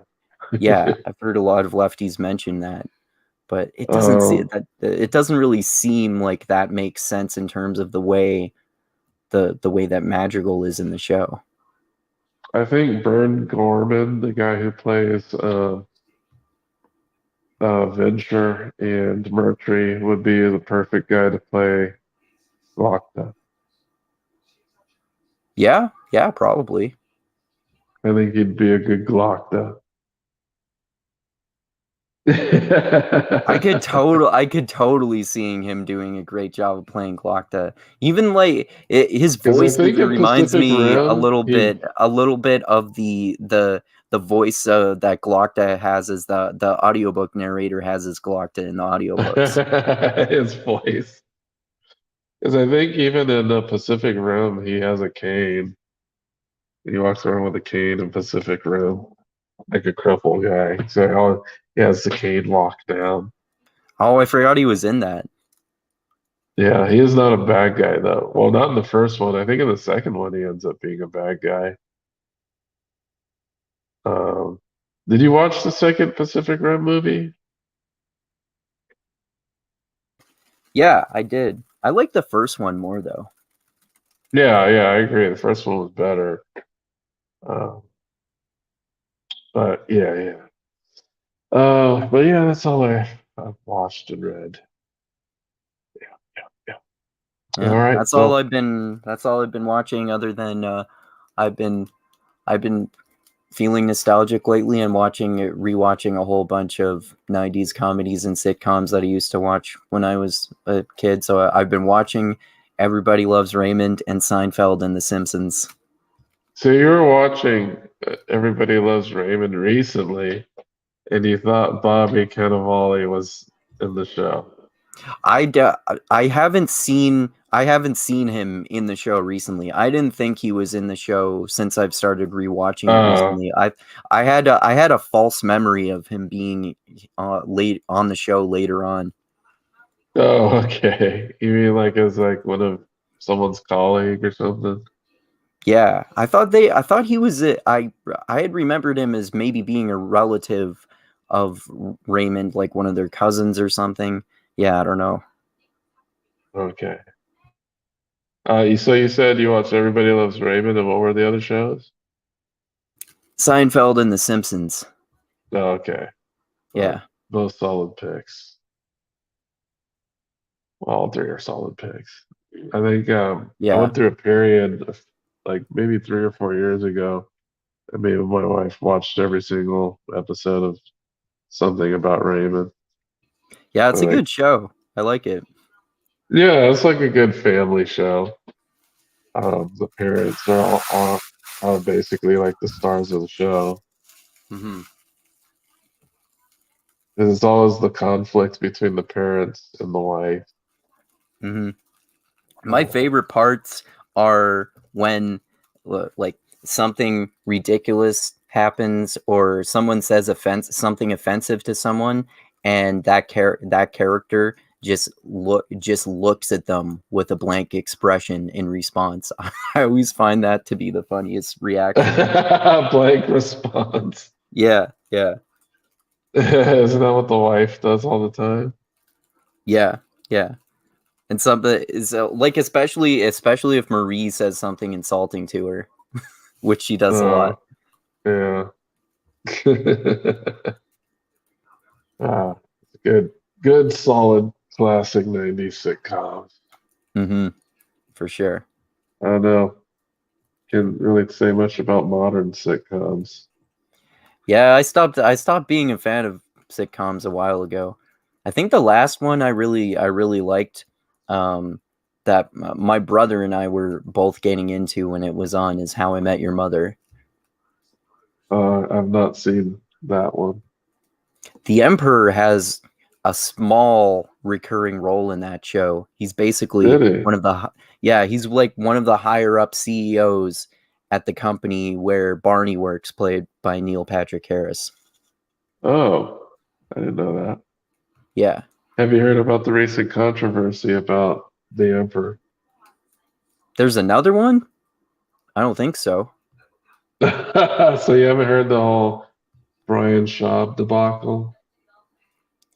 Oh, I saw that someone posted something about that on Mixed Mental Arts, but I didn't hear about it. No, what happened? So apparently, um, Schaub, what was going on? It's super complicated. Schaub was accusing um, people of trying to defame him on Reddit, and one of those people he tried to accuse was Bobby Lee. Okay. And this came out when Bobby Lee went on Ethan Klein's podcast. Oh, that's the H3. Yeah, so Bobby Lee didn't directly say Brendan Shaw, but he said the initials. Everyone put two and two together. Apparently, what happened was Brendan Shaw accused Bobby Lee of defaming him on Reddit and said his proof was like an IP address or something. And then after that, Bobby Lee said that someone in Brendan Schaub's entourage called him and said he was going to blackmail him, basically like out some stuff about him that was known to Brendan Schaub. And apparently, the person who had that conversation with Bobby Lee was Callan. That's weird. Yeah, I thought he was and friends with both of them. well, apparently Callan admitted to it on his podcast with Schaub, and Weird. yeah, no, it's weird. It's like unbecoming behavior of the emperor. So we're like, that's not good. No, It's not good. Yeah, very disappointing. I don't like Schaub anyway.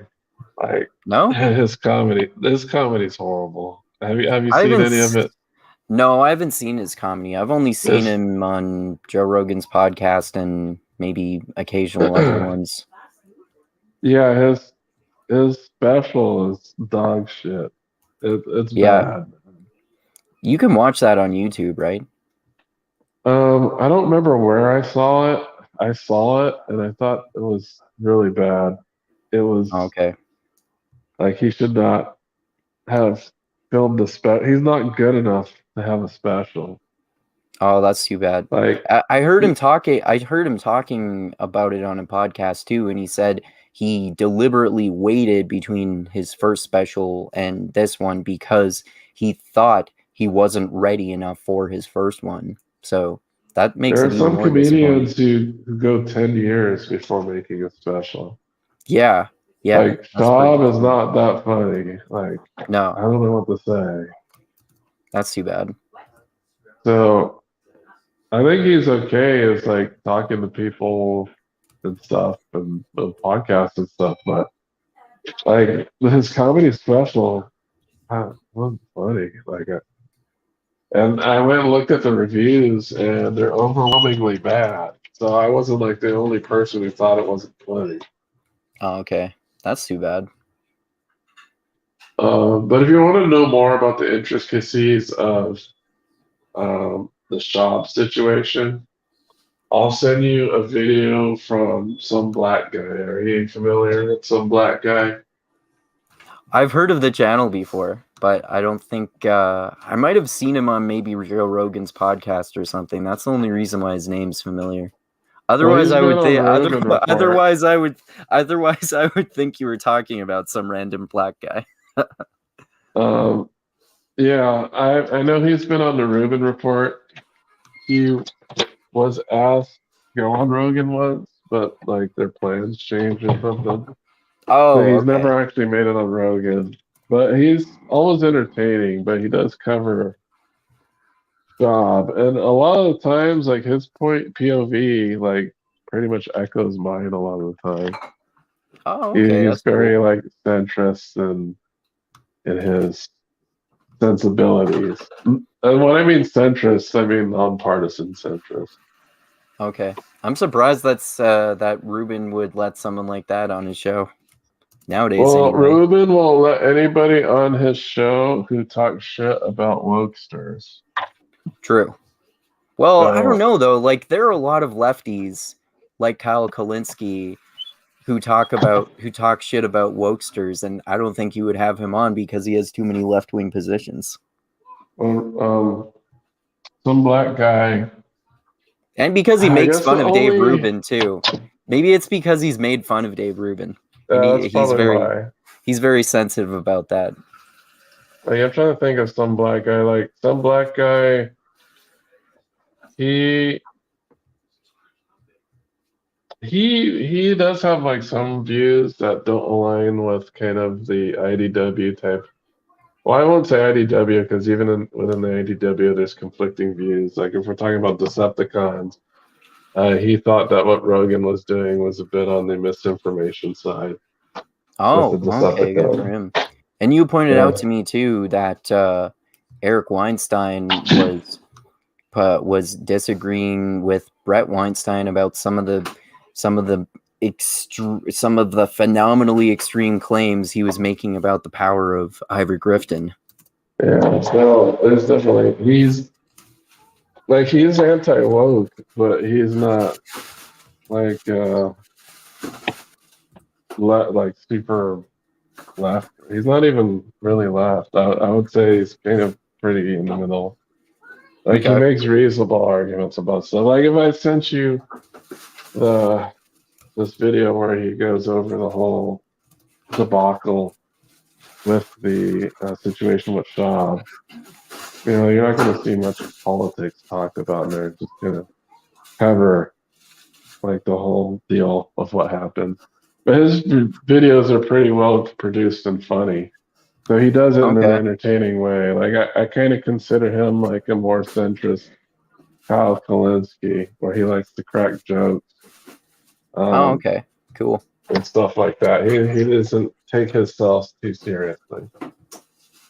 That's good. I can appreciate that. Yeah, so I'll send you a video of him talking about this development with Brendan Schaub, and you let me know what you think about it. Because I was like, oh man, Callan's in this thing, and didn't feel too happy about that. Callan's That behavior that sucks. was on display. Yeah, Fucking drama. yeah, drama for everyone's mama. Yep. But all right, I guess we can wrap things up here. Do you have Sure. any plugs that you want to throw out there?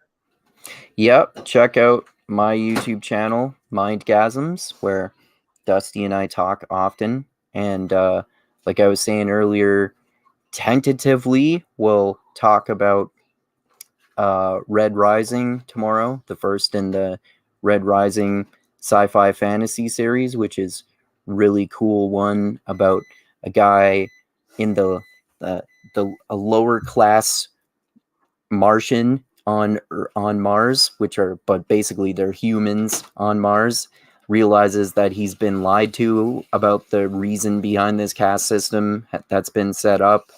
He and then he decides to infiltrate them in order to take down the Empire. So it's a really cool and interesting sci-fi fantasy book, especially with all of the like the caste system itself and the all of the different biological enhancements that he gets in order to infiltrate the golds and that kind of stuff. So tomorrow Dusty and I will be talking about that, unless I'm not ready early enough or I've got too much stuff going on, in which case I'll probably just record later, and I'll record my next video that I'm going to do in my series on Foucault's book called History of Sexuality.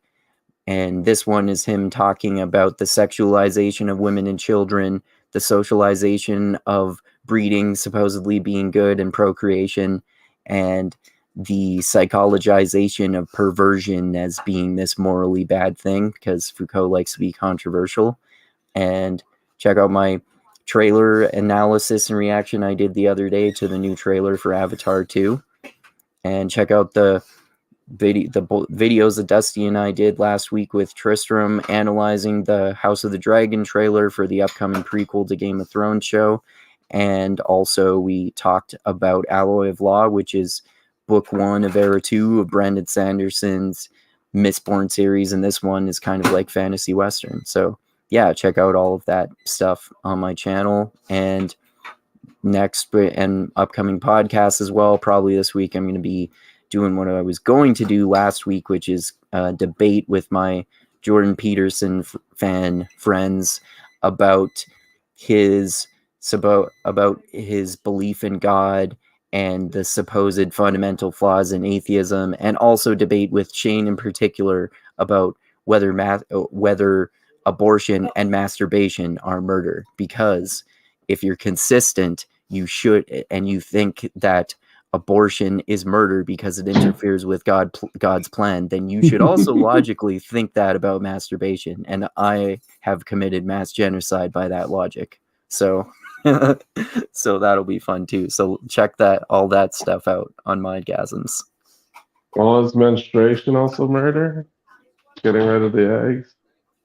That's a good point. Maybe menstruation is murder, but that could be considered natural and part of God's plan, though. But I don't know. I mean, like, masturbation is kind of natural too, though. But then the people, you do have to do something to make that nocturnal happen. emissions? Was that murder? What's that? It's a wet dream. Like, oh yeah, like a wet dream. Yeah, maybe wet dreams are murder too. I don't know. It's so dumb. Yeah, I know. I'm planning on doing I definitely will do this one way or the other. I'm going to do a sing-along video on my channel of Monty Python's song called Every Sperm is Sacred. And you're going to sing along to this? Yeah, because I don't want to get a copyright strike. Yeah. So in order to get not get one, you have to sing along to it. Yeah, so that'll be Okay. fun. I already have some of the main chorus memorized. Every sperm is sacred. Every sperm is good. Every sperm is needed in your neighborhood. And then the second verse is every sperm is sacred. Every sperm is great. If a sperm gets wasted, God gets quite irate. Oh wow. Yeah, it's All such a right. great song. All right. So for next week, are you willing to do a movie review of Falling Down? Sure. I've never heard of that movie before. What's that about? Uh, I call it A White Man's Rage. Okay. Uh, it's basically about what happens when a white man loses his job. It's pretty funny. I think it's supposed to be a serious movie, but there's parts of it that are so ridiculous that you can't help but laugh at it. You'll see what I mean when you watch it. It's not played to be like an hilarious movie, but you'll see Nice. what I mean when you Yeah, watch it. accidental comedy can be great, as we were talking about with Soul of the Fire and also Dianetics. Yeah, but this movie's actually pretty good, and it stars Michael Douglas. Cool. So I think you're gonna like it. Uh, yeah, so we'll watch that and review it next week. And I Cool. guess I'll have to figure out when I'm gonna finish this Wheel of Time stuff. I'm gonna try to finish it like within the next few weeks because I've been slacking off a bit on my reading. I'm getting back into it now. I'm trying to read like a chapter or more a day. Hopefully, I can finish it. Cool. This is book 9 that we're going through. Yeah, it's gonna be the last part of book 9. Okay. And there I think we already talked about New Spring, which is the prequel, so we'll be going up to book 14, that means then, right? Yeah, because we won't be doing. We already did New Spring, so yeah, 14 will be where we stop at. I'm not sure if we're going to talk about any of the. We might do one based off of the short stories that were written, and there are a couple different short stories written for Wheel of Time, and I think we could probably cover those too. Oh, okay. I don't think I've read those. Yeah, they're inside of some. I guess they're inside of various fantasy like anthologies. Oh, okay. So I'll have to hunt those down for you. I have a couple of them in ebook form, but there's no way for me to give you those. So I'll have to see if I can find the audiobooks of some of these anthologies. Okay. And oh yeah, and you said you have that book, Mem Knocked the Devil on Hold, right? Which is book 5 in Anne Rice's Vampire Chronicles. I think I actually just got it, so I'm gonna need to upload it for you. Sweet. Thanks. No problem, man. All right. Well, thank you everybody for watching our show. Please like and subscribe, hit that bell.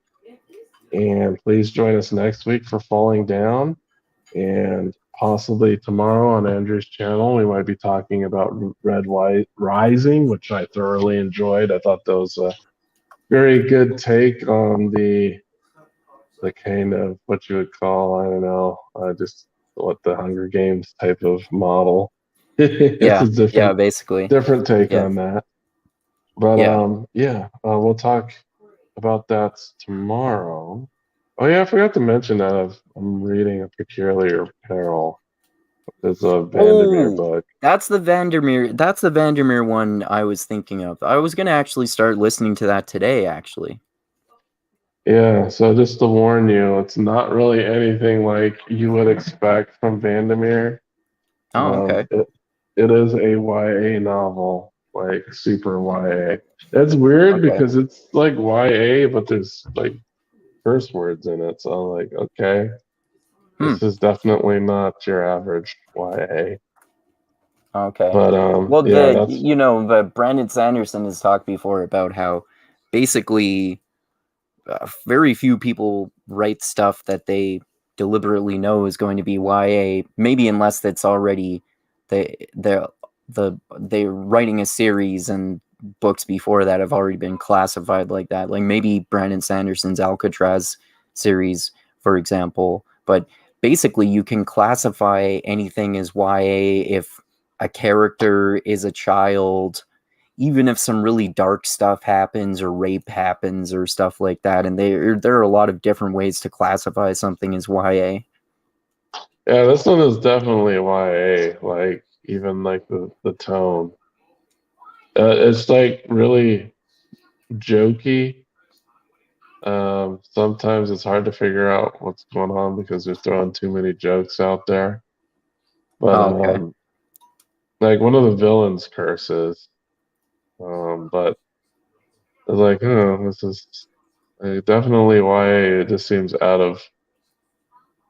This seems like out of the tone that they're trying to set. That's all.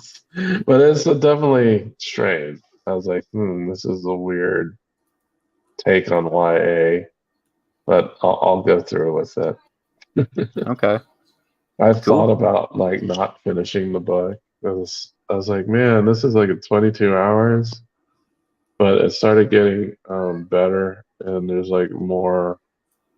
The world opened up quite a bit, so I was like, okay, I can. Because it kind of has like a Hitchhiker's Guide type of humor to it. Um, but you'll see what I mean if you start it. It does start a little slowish, but you'll see what I mean. Okay. Um, but yeah, yeah. So join us next week, everybody. You take it easy, have a good night, and audio. Adios until next time, everyone.